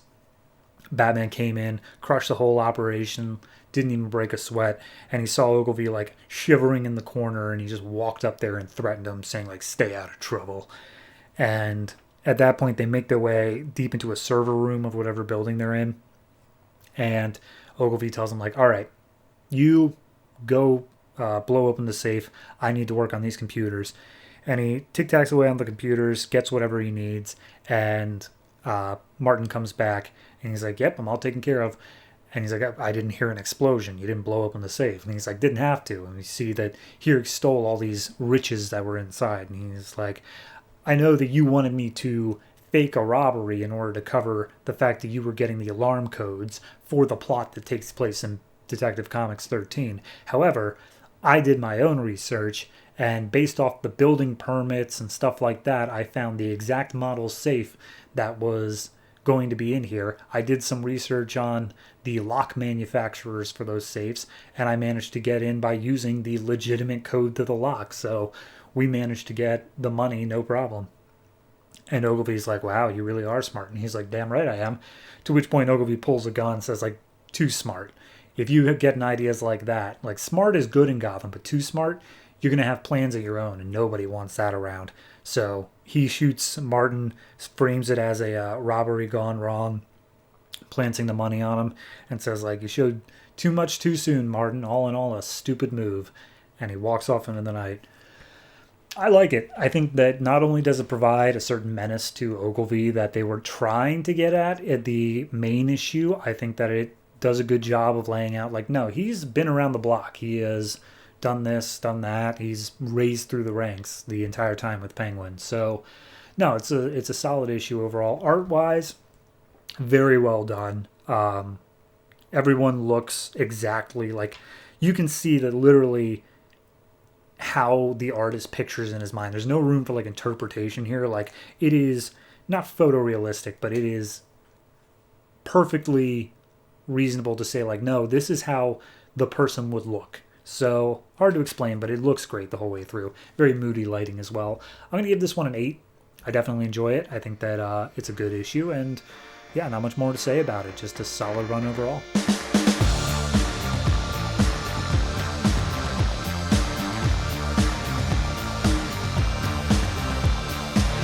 Origin of the Species, written by Sholly, Fisch, art by Cafu. This is the backup story to Action Comics number 0. And okay, so we open up years ago. A man is talking to a professor named Emery Zacro, who apparently studied a person who had extraordinary powers, like absolutely amazing ones. And in the paper, he's only identified by the name Adam. And apparently this paper ruined Zacro's career. He was pushed out of the scientific community. But this young man is like, well, I mean, tell me where he is. Like, even if you don't want to work with me, I will gladly continue this. I don't care about my position in the scientific community. This is about the advancement of humankind. And he's like, no, that boy's been subject to enough. Good day to you, sir.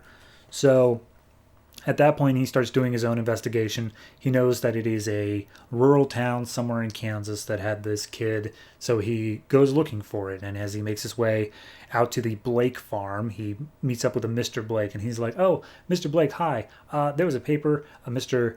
Zacro. I don't know if any of this is ringing a bell, but I came here because of the Blake farm ghost. Is that a thing? That is a thing?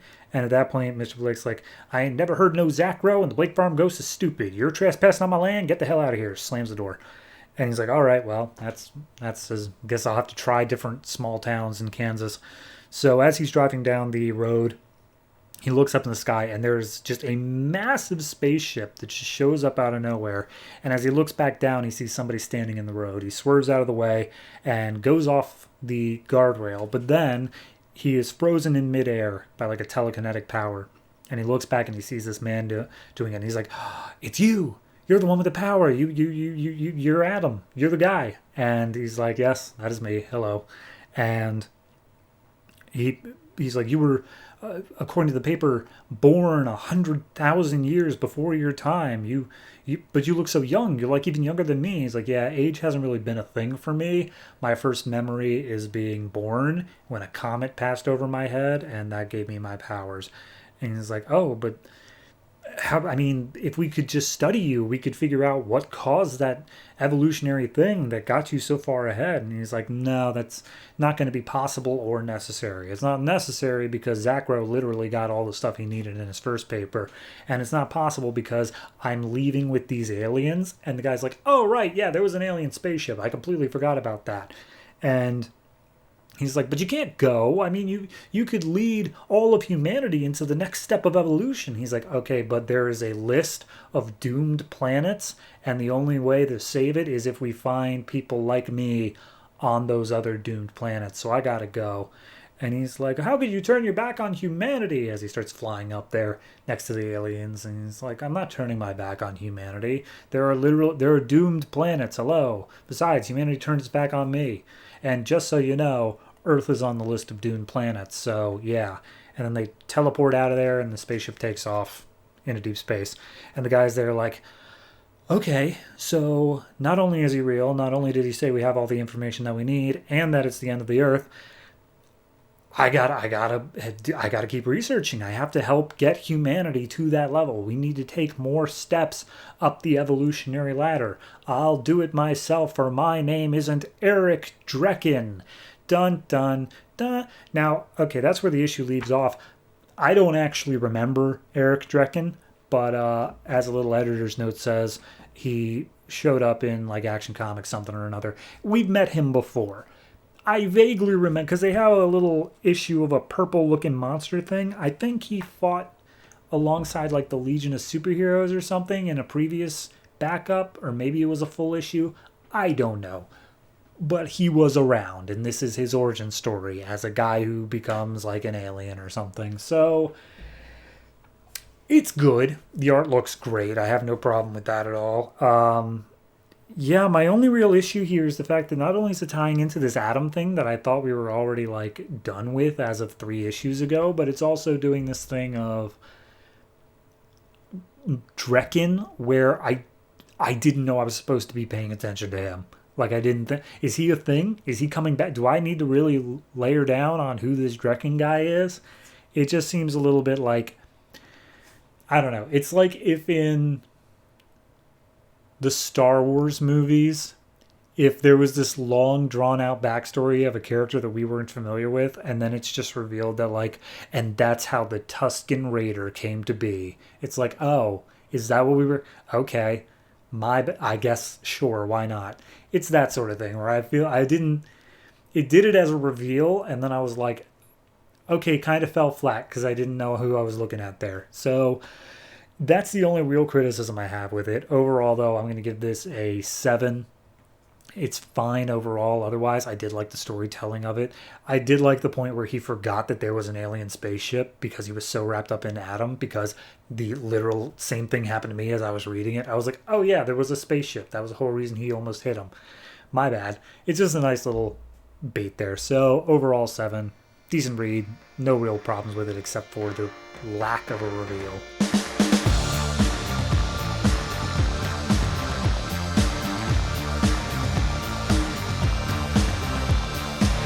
A Boy and His Dog, written by Sholly, Fisch, art by Brad Walker. This is the backup to Action Comics number 13, which was the issue that had Clarke go to the Phantom Zone, find out Krypto was in there, and bring him back into reality. And this issue is just a nice little story of Clarke and Krypto. So it's told in storybook format. Once upon a time, there was a boy and his dog, and we see very young Clarke, or Kal-El, I guess at that point, cuddling up with Krypto. They were the best of friends. We see that time that Krypto got dragged into the Phantom Zone, and we see Clarke is... I'm going to keep saying Clarke because Kal-El just doesn't stick with me. Clarke is so upset about it. He's crying about Krypto being gone. But we see that on the other side of the Phantom Zone, Krypto was just keeping his nose like pressed right up against the glass. He was always keeping an eye on Clarke. And so the rocket takes off from Krypton. Krypto follows him through the Phantom Zone. We see that when Clarke's parents died, Krypto was standing right by his side at the gravestones. As Clarke moved to Metropolis, Krypto followed him the whole way there. At one point, he's sitting on a park bench, and a homeless person comes by and says, like, oh, you got a white dog haunting you. He's right there next to you. And Clarke's like, what? As Krypto's like, hey, that's me. So then throughout all the adventures that Clarke goes on, we see him against Kryptonite Man, we see him against Metallo, we see him against Brainiac, Collector of Worlds. Every time Krypto was there trying to fight and just trying to keep the boy, basically trying to protect him from harm. And this last page here, it's Clarke sleeping in his bed. Krypto comes up and basically just starts nuzzling with him. And I'm just going to read the whole page. Yet if the dog could talk, he'd tell you that late at night, when all was still, and the walls between worlds were at their thinnest, that was the time the dog loved the best. It was like an 8, 8.5. I don't know. It's great. It's a fantastic little story. I mean, it really tugs at the heartstrings. Same thing that issue 13 did. It's just like, oh, of course, a little dog, and he wants to help his owner. Oh, he's so cute. This is just a nice little heartstrings puller, and honestly, I can't fault it for like anything in there. It's fantastic. I mean, it's hard to say that I can't give anything a fault and then not give it a 10, but you know, it's got to have that certain je ne sais quoi. This one is great, though. It really honestly is. I think if they wanted to do an entire... I mean, I never actually watched the Krypto animated movie, but if this is even half of what that movie is, that would be an all-time favorite for me. So, yeah, no, fantastic issue. Loving every second of it.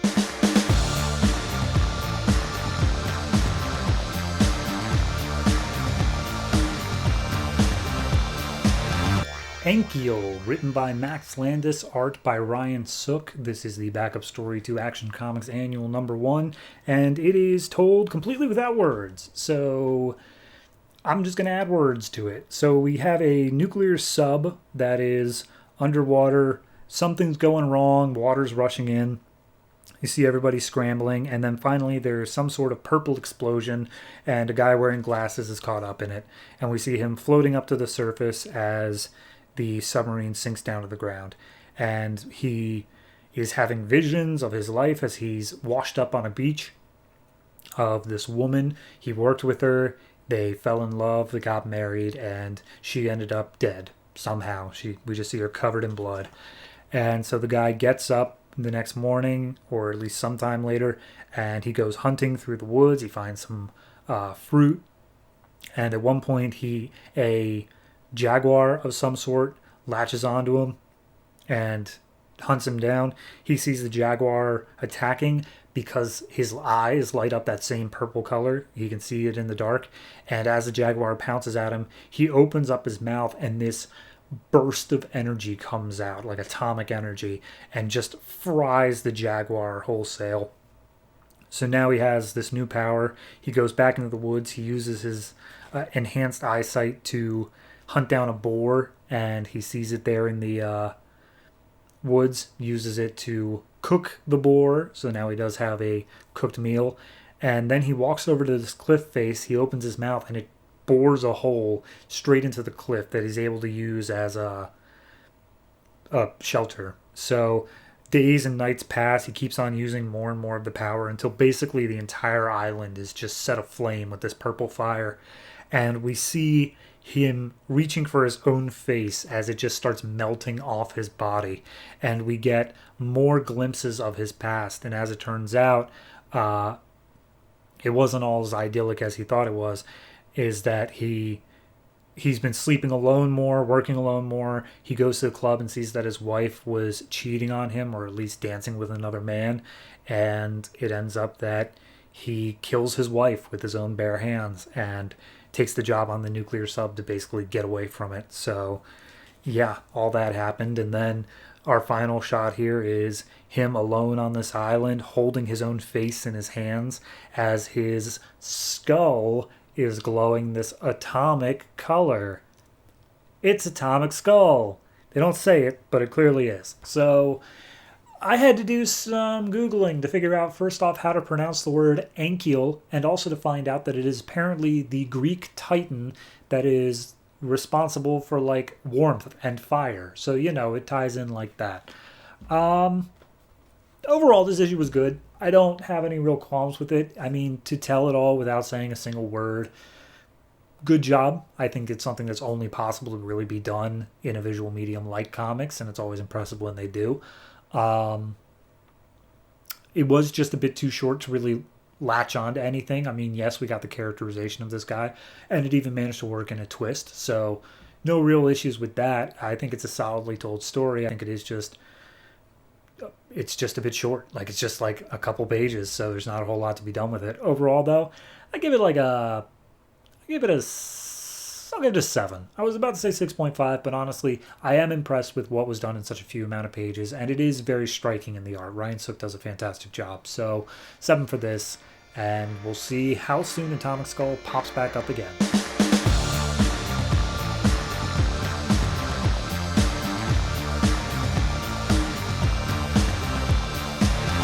Questions, written by Geoff Johns, art by Ethan Van Sciver. This is the backup story to Justice League number 0, because obviously in the Justice League story that is about Shazam, the backup story can't also be Shazam. So we get this separate thing which follows Pandora.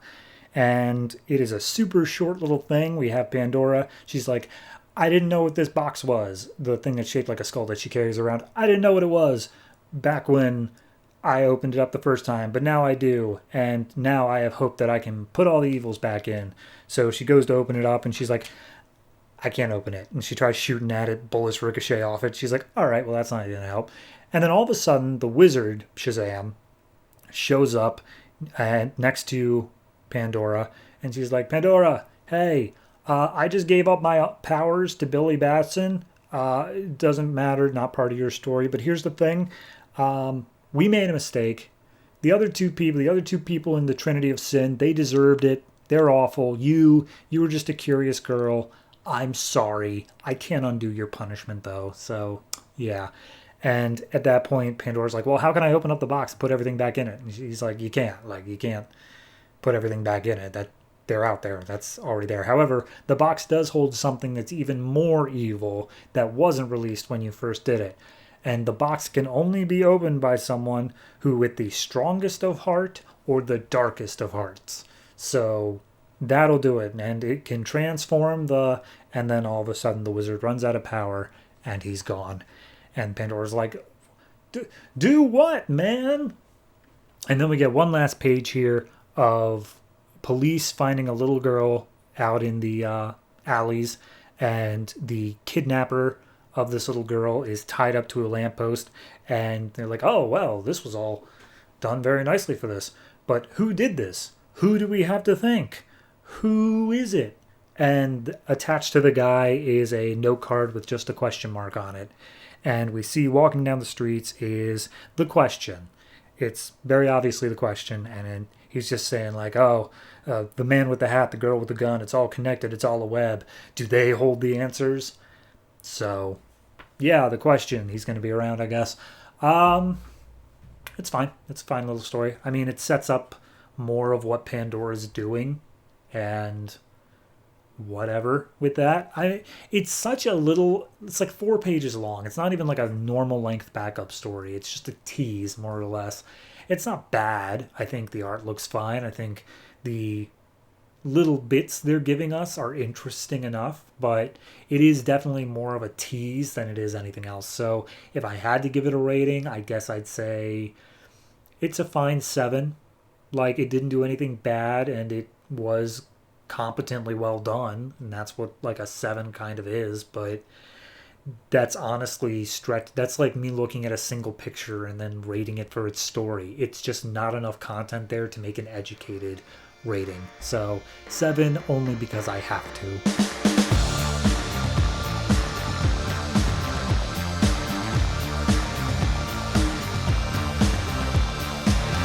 On the Outs, written by Geoff Johns and Jeff Lemire, art by Brad Walker. This is the backup story to Justice League number 13, and it is a Steve Trevor story, because aren't they all? And we open up with TMZ reporting that Steve Trevor is no longer the liaison to the Justice League, and he's sitting in a bar watching the television report on this. And they're just like, yeah, no, it turns out it's because of the kidnapping thing that happened last arc. Crazy. Anyway, we then cut to 2 hours ago in D.C. as Colonel Trevor is getting out of the hospital, and Amanda Waller is sitting there waiting. And she's like, yeah, we saw that Aquaman and Batman were in here as they were in issue 13. That's kind of not allowed, you know that, right? And turns out that she found out because their top spy was in the room at the time, which he's like, is she still here now? They don't ever name her, but apparently it's somebody very secretive. And basically she lays out the thing of like, I had to replace you as liaison to the Justice League. The president himself said it. It's something I didn't want to do, Steve. And Steve's like, bullshit, you only ever do things you want to do. She's like, fair enough. I need someone who's not emotionally invested, Steve. You always get emotionally invested in your teams, and it always ends badly. I mean, just look at David Graves here. But I do have some more missions for you if you're interested. And Steve's like, the last time you talked to me, you said that you were only ever going to use expendable people. So that's a no from me. And he heads down to the bar. And while he's sitting there, all of a sudden a dart flies right past his face, lands in a nearby dartboard, and wouldn't you know it, it's Oliver Queen. And he's like, hey, buddy, here's the thing. I know that you wanted me to keep an eye out for threats to the Justice League, and I came across this guy named Multiplex who's able to duplicate himself. Well, I managed to take him down, no big deal, but when I finally put some arrows in the main one, he was talking to himself, and I thought maybe he was talking to his duplicates, but no, there was a little transmitter on him that he was doing. And as soon as Oliver picks it up, a little tick noise goes off, and there's this blinding purple light, and all of a sudden Oliver Queen was knocked out and Multiplex was gone.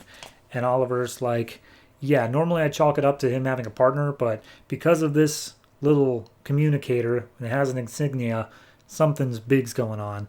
And Steve's like, yeah, it's just a communicator. It's not that special. And he's like, yeah, no, but like the image on it, you know what that means. And Steve's like, maybe I do, maybe I don't. So at that point, Steve's like, all right, I need you to run an errand for me. It's a dangerous errand, and you need to leave your arrows at home. And it says, to be continued in Justice League of America, issue 1. I don't know when that's coming out, but whenever we get there is when we get there.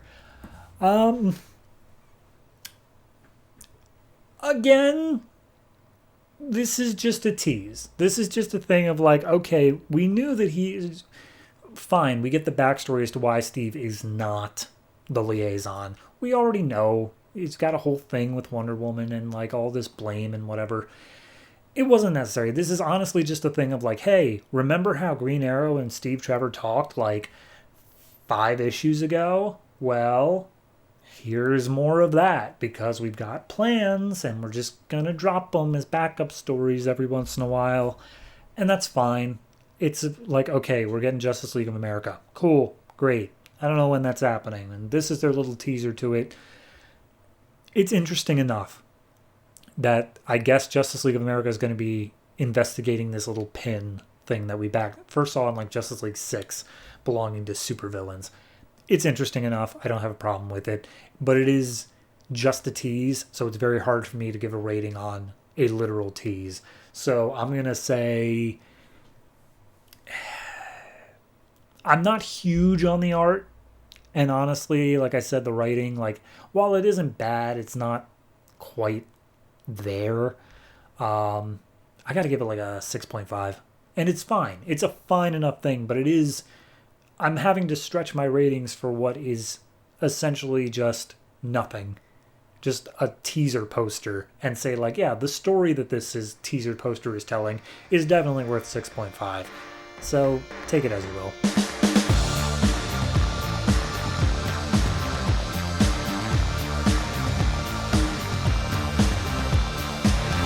Tomahawk, Part 1, written by Justin Gray and Jimmy Palmiotti, art by Phil Winslade. This is just a story back at the turn of the 18th century. We have the Revolutionary War happened, the British gave up a bunch of land over the Appalachian Mountains, and by the end of the century, the Native American population was getting a little bit testy with the fact that white people were moving in on their land and forcing them out. And so, as such, we see the White House is being built, and the president at the time, who I believe is Washington, he is talking to one of his generals, and they're like, okay, here's what's going down out there. There's a bunch of Iroquois Indians and Shawnee Indians that are causing issues with the population as they're trying to expand. And Washington is putting forward that they should employ a General Wayne in order to get out there and round things up, like get it all settled, because he's known as Mad Anthony Wayne. And at this point, Washington's like, there is no hope. We have to do this. This Confederacy of Indians that Tecumseh and his brother are putting together, like, we'll have no hope against them. We have to, and also the British are still supplying supplies to this Confederacy, so we need to remove them by force if they're not going to accept any of our treaties. And they make mention of there being one more Indian who's causing problems, and that is Tomahawk. And on the next page, we see this group of natives going after a bunch of American soldiers who've come in to attack them, and Tomahawk leads the charge, and he's apparently the stuff of legends. And after all of them are killed, they take one of them hostage and say, like, all right, information in exchange for your life. Washington's not going on. What's going to happen? And they say, like, oh, we're moving up a force up north that's going to be taking this fort and that fort and the other thing. It's like, all right, then why are you this far south? Like, what's going on down here? And it's like, oh, we're here as part of a smaller militia in order to clear out villages along the Ohio River. And he's like, how many groups are there? It's like 7 or 8. That's how many. And Tomahawk slits the guy's throat and says, like, all right, we need to ride north. We need to clear out the villages before they get there. And we need to make sure that they get free. And it's revealed that Tecumseh is talking to the leader of the Chickasaw tribes in order to get them to join the war, because that's something that needs to happen regardless of whether they go to war. So later on that night, we see one of the villages has Tomahawk's wife and child there. As the American troops come running in, they just start firing wildly and attack Tomahawk's wife. And one of the soldiers come up and is like, "What's your father's name?" And the kid's like, "Oh, it's Tomahawk, and he's going to find you and kill you." And he's like, "Yeah, okay." Pff, shoots the kid. At that point, the soldier comes back to the Colonel Lancaster, who he comes up and he's like, "All right, I've killed Tomahawk's wife and kid." And Lancaster's like, "You did what? I wanted them alive, you idiot." Oh, Jesus. All right. So he goes and he's like, "All right, round up their bodies. We got to send a message to Tomahawk." And next day, Tomahawk and a bunch of other of the natives come riding up on horseback. Whole village has been burned to the ground, and all of the bodies are laid out along the river for them to see. And Tomahawk's like, "Well, regardless of whether or not the Chickasaw are in, we're going to war." So that's part one. I believe this is a story told in 4 parts, so we will have parts 2, 3, and 4 in the next 5th week. But as for this, yeah, no, I think it's a decent setup. I think that it's, a bit earlier, because obviously this is American Revolution compared to Civil War, which is where I think we've been spending most of our time with All-Star Western. I think it's a interesting enough story. I'm sure that we will get into a whole thing. I do hope that it doesn't get too bogged down into like the intertribal politics, because I'm having trouble keeping track of like the names that they've already just given out in this one issue between Tecumseh, the Prophet, the Chickasaw, the Iroquois, it's a bit much for me. So either I hope that they make it easier to keep track of, or they don't get too bogged down in it to begin with. But either way, I'd say this is a good 7.5. I do enjoy it. One thing I do want to give credit to is the letterer. I'm not sure who it was. Maybe it says in the back of this here. No, it doesn't. Whoever the letterer was, they went through on a couple panels here and like carved out the speech bubbles to be behind the art itself, like letting things that are supposed to be in front of whoever's speaking be in front of the speech bubbles. It's a really nice touch. I haven't seen that often, because normally the speech bubbles are just on top of literally everything. So kudos to that. Letterers don't get enough recognition. So yeah, 7.5 for this, and we'll see how it continues forward in the rest of the All-Star Western issues coming up.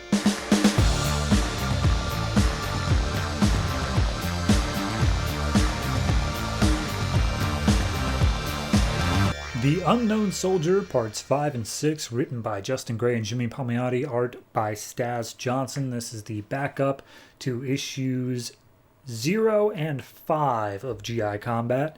And I say backup, but it really is just the story, because, anthologies and whatnot. Anyway, last time we left off, the Unknown Soldier was being shown this great mystery of something that totally reveals everything.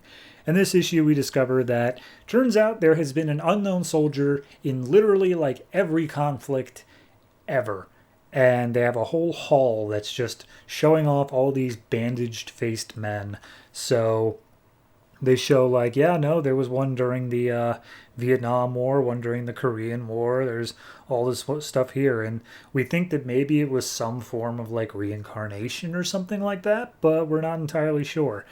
But are you aware of MK Ultra? Something, we somehow get to the idea of a collective shared unconsciousness if we just pump you full of drugs. So they go ahead and do that. 3 hours pass. And we see that he's in a room full of doors, and he goes and he opens one, and he's back in, I think, Vietnam, where he is being all bandaged up, and a group of enemy soldiers come up and start trying to attack the helicopter. He gets up off the ground and he clears out an entire platoon of the enemy soldiers before they even have time to blink.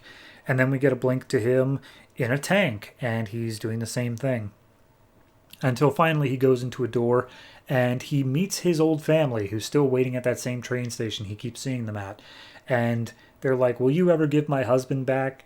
Like, maybe when this war is done, and he's like, I am your husband. Why do you keep saying I'm not your husband? And it's just like, you're not him anymore. These are his memories, not yours. And then we go through even more wars. Somewhere in Iceland, he's doing a Viking thing. It looks like he's a soldier during like the Banana Wars and the Haitian Revolution and all that. Until finally we get to like this ninth century, just horrible hulking brute of a man with a burlap sack over his face, making his way towards a castle. And a raven is crying out like, you can't head towards that castle. You're stuck here in the battlefield with all of your enemies. And he's like, why not? Why can't I leave? Have I not saved the world countless times? And the raven's like, if you've saved the world, like, it still wouldn't be in trouble. Go back to your wars. And we see more glimpses of wars. The Civil War. Honestly, I couldn't even tell you half these wars, but I'm sure someone who's more versed in war would be able to tell you. One of the last ones, though, is he's literally a gladiator in Rome. So there's that. Anyway, back in the real world, he's having a seizure. He's going comatose. They pull him out of the experiment and get him back to consciousness. And he's just like, yeah, no, I saw a Vietnam one, but I did see the picture of Vietnam in the Hall of Unknown Soldiers, so I'm sure that it was just a dream or something like that. And it's like, okay, well, what exactly happened in your dream? And he recounts it, and they're like, okay, that matches up with exactly what history says happened. So shared unconsciousness is what we're looking at here. And then they reveal one extra little thing, which is that when they, found out who he was, because he remembers his family and all that, turns out that he was not ready for the battle. Like, he was going to go out there and get himself killed. And by all rights, he did. He died for a few seconds before a medic revived him. And as it turns out, that is the moment that he started having this fighting spirit, this ability to do combat like he does. So they're thinking that, like, the moment that he died out on the battlefield, he was not possessed, but like enhanced with this shared consciousness of the unknown soldier.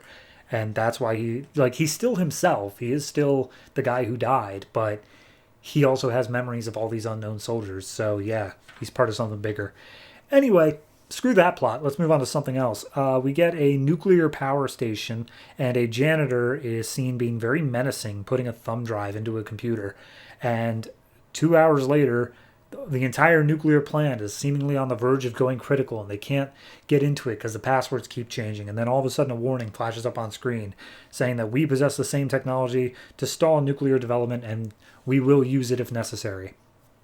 So we get a briefing later on, and it turns out that during the Gulf War, apparently some major player of that said that they had converted over 2,000 American troops to believe in radical Islamic, like, terrorism sort of stuff. And apparently that allows them to fully operate independently. Like, they're all doing their own thing. So scary stuff. And we see later on a guy working on the runway of an airplane. He's like, oh yeah, no, crazy stuff. Oh, by the way, I just need to tell this plane they're ready to board. Plane boards up, they got all their stuff, it takes off, and then the guy's watching from the runway, presses a button, engine detonates, plane crashes and kills everybody. So that's part 5. Part 6, we go to Detroit, Michigan, where the unknown soldier is wearing a disguise. He is dressed up as a arms dealer, and he's meeting with a group of essentially white nationalists who are here as a, quote, let me see if I have the name here, the Authentic Patriot Movement, where they think that the Antichrist is on the way and he's going to be backed up by the state and local government. So therefore they have to have their own militia formed in order to fight against the Antichrist. So he gets patted down and he's like, yep, nope, I got a bunch of weapons here, some C4, some machine guns, whatever you need, I got it here for you. And the guy's like, all right, and this stuff isn't able to be traced. He's like, nope, feel free to take your time, look over it. If you're dissatisfied at all, you don't have to buy anything. And he's like, all right, well, what if I am satisfied? Could I get more? And he's like, oh, you're looking to start a war? And he's like, oh, see, I don't like how you just said starting a war there. You see, we're not the political guys. We're not Tea Party. We're not anything like that. We're not here for whatever. We're here because, the Antichrist is coming and all this stuff. And it turns out that the guy who linked this up, he was a CIA informant, obviously, but this group knew that he was a CIA informant. So they knew going into this that this guy was going to be a CIA plant. So they figured, like, we'll just take the weapons and kill you anyway. But at that point, Unknown Soldier sets off one of the explosives and starts just killing every single person in the room until finally only the lead guy is left. And he's like, all right, do you have anything to do with that Gulf War thing of, like, the extremist jihadist stuff? And it's like, I ain't going to tell you nothing. And he's like, all right, well, you are going to tell me something. And he takes him out back and he starts, like, attacking him. But before he can do much of anything, there are 2 missiles that show up in the middle of this alley for, like, no reason. And he's like, okay, so 2 missiles just got fired from a drone. God only knows what happens, but it blows up 2 abandoned warehouses in Detroit as the Unknown Soldier basically has to run away. And back at Mission HQ, everyone's like, how did we just fire 2 missiles on our own country? This is not good. And it's just like, all right, let's see what's going on. And it turns out that same warning message pops up on screen of this was just another example of what's coming. So clearly part of at least the same people are behind it to some extent. And that's part 6. This story has always felt really disjointed, where they just have an idea for a cool scene and then just loosely kind of thread it together, but just more or less showing that the Unknown Soldier is always there doing a thing. My only thing that I really want to say is that issue 5, I feel like once you get to that big reveal of, like, all these pasts and stuff like that, that really feels like it should be the focus. That should be the thing that's like, okay, and here's what we're going to be doing. But now it's just kind of like, yeah, and, you know, there's this anti-jihadist thing. Don't worry about his origin. It doesn't matter. We had a 0 issue we needed to fill. That's literally it. So it's not awful, but I also think that it's missing out on a lot of cool storytelling possibilities just because they kind of have this weird backdrop that they feel beholden to. So overall, I'm going to give this one, I'm going to give it a 6.5. And I know that it's linking together 2 separate issues in that, and that's kind of unfair to it, but, like, just look at what we did over the course of those 2 issues. We had the reveal of his entire subconscious history. Then we went to a nuclear plant breaking down. Then we went to an airline breaking down. Then we went to some white nationalists. And then we went to a drone firing off missiles. It's just too disjointed. It doesn't feel like it has a through line that's really solid enough for it to stick. So 6.5 for this. And hopefully in the last few issues, it can manage to get a little bit extra something out of it.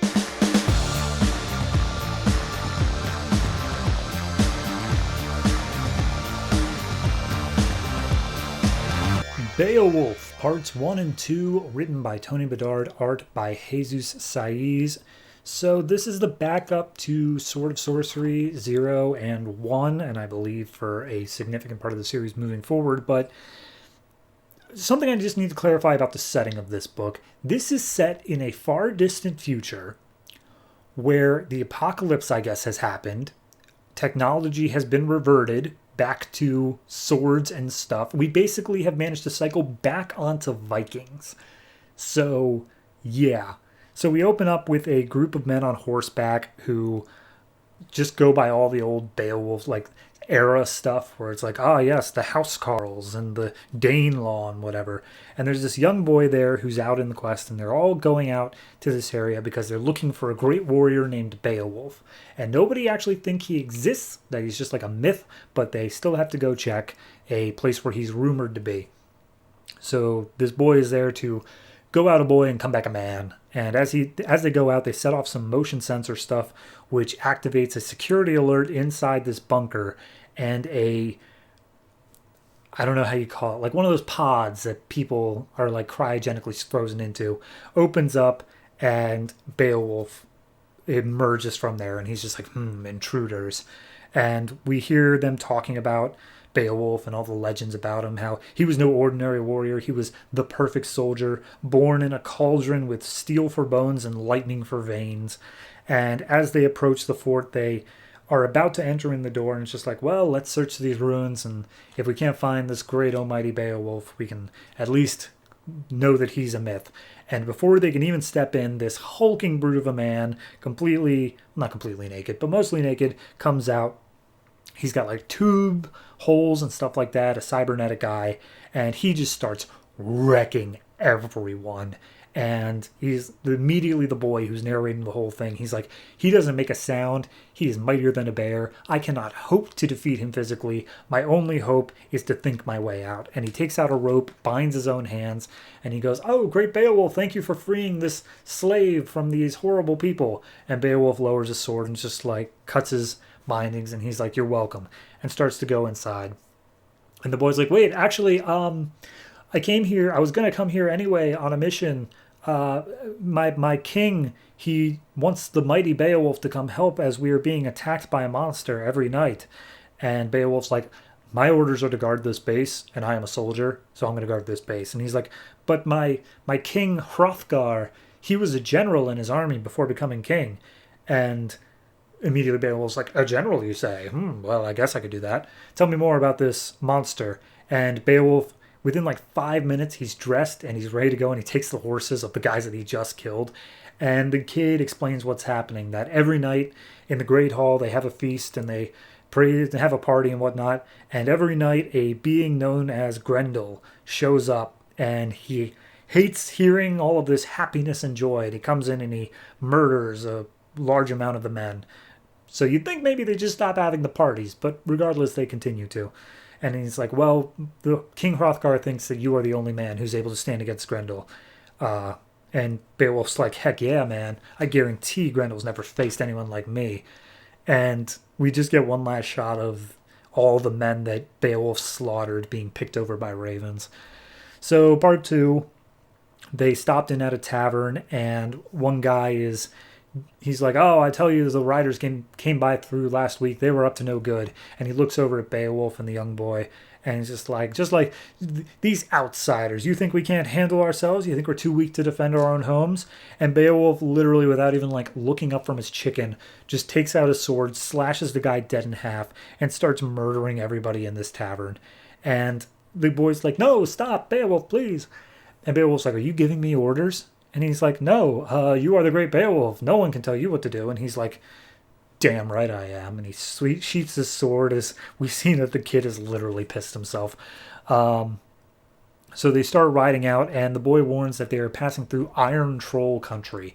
And as they make their way to a big set of ruins, we see that there are two mech bots, like two weaponized robots that are scouring the land. And he's like, "Iron Trolls, we can't possibly beat them. They're undefeatable." And Beowulf's already off his horse and making his way up there. And we see that his cybernetic eye allows him to not only identify these as Wayne Tech hunter-killer bots, but also that they have some damage that can be exploited. So Beowulf gets his way in there. He turns the bots against each other and forces them to blow each other up. And immediately the kid's like, "God, he's so cool." So finally, Beowulf and the boy make his way back to home, and Beowulf kneels before the king, saying like, "Oh, hello, I'm here to serve at your pleasure, general." And the king's like, "Oh, never mind about that. You're an honored guest. Come, let us feast tonight." So they have a feast. Beowulf's sitting up at the main table. The boy's like, "Nobody even like thanked me for getting Beowulf here, but whatever. I guess it's fine." And Beowulf asks about Grendel, saying like, "Okay, tell me about him. Tell him what's going on." And we see Grendel's already perched outside. He's keeping an eye on things. And Beowulf's like, "All right, after everything I've heard about Grendel, let's go." And he sets up a perimeter and like tells all the guys, "You're going to guard this place. We're going to barricade these walls, these windows, and Grendel's not going to get through." And basically night comes, and the boy is left keeping watch in the upper windows. And he comes across a window that has been blasted open. His candle goes out, and we see that the Grendel, who is a beast who shares not a insignificant like image to Beowulf, except his mouth is all predator style and it opens up to a bunch of tentacles, is perched right behind him. So that's part two. I like it. I think this is a super interesting retelling. The fact that this is all post-apocalyptic, but still like the story of Beowulf, I love that just difference in setting. It is so original. And the way everything looks, the way that the action plays out, You got to feel for who Beowulf is, where his loyalties lie. Still not his origin, though, because, dear Lord, that was just a whole thing.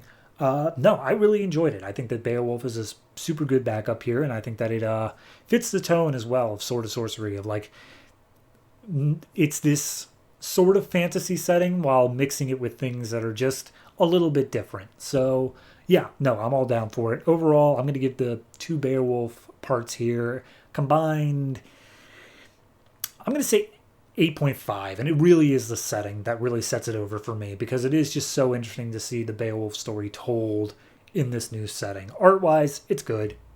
I mean, I don't really have anything to really... Staggs Jonsson does a decent job. Oh, sorry, Staggs Jonsson was a different one. Beowulf is Jesus Saiz. Fantastic job.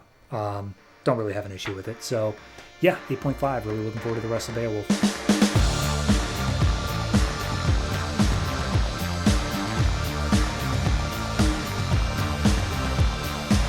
And that, ladies and gentlemen, is finally it. That is all of the backup stories I have neglected to cover over the past 2 months, but hey, we finally got there. Before I get into the one little thing I want to talk about here at the end, I do want to tell you the comics that are coming out next month. So November 7th, 2012, we have 12 comics, including the 14th issues of Batwing, Detective Comics, Action Comics, Green Lantern, Green Arrow, Stormwatch, Animal Man, and Swamp Thing.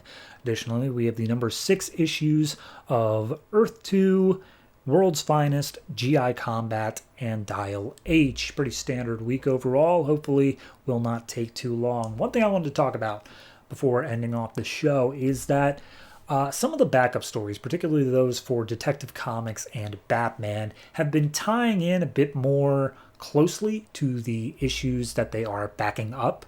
For instance, the Ogilvy and Joker backups this month pretty much tied in exactly with Detective and Batman respectively. So looking ahead, it might actually be more proactive for me to cover the backups during the issue themselves, so that way it enhances and informs the main story a little bit more. That being said, I don't know if I'm going to do that. I'm just tossing around. Maybe sometimes it'll be necessary. Maybe sometimes I'll wait for the 5th week. That's a problem for tomorrow me. But for tonight me, I am done. And I'm just going to go gorge myself on some candy that the trick-or-treaters did not take. But before that, I want to know from you, what do you think I should do with these backup stories? Go ahead and hit me up on Twitter at DC Comics Podcast. That is all one word, at DC Comics Podcast. If you have a very strong opinion about it, why it is literally not something worth having an opinion about. You have a strong one? That doesn't make any sense. Additionally, we have a Patreon. That is Mild Fuzz TV, all one word. For as low as $1, there's stuff. I think I bought a sweatshirt there once. It was very nice and comfy. Or maybe that was Amazon. I don't know. Regardless, check it out. That's going to do it for me, though. Thank you very much for watching, listening, however it is you consume this podcast. I hope to see you in the next episode. And always try to remember that if it ain't broke, don't fix it.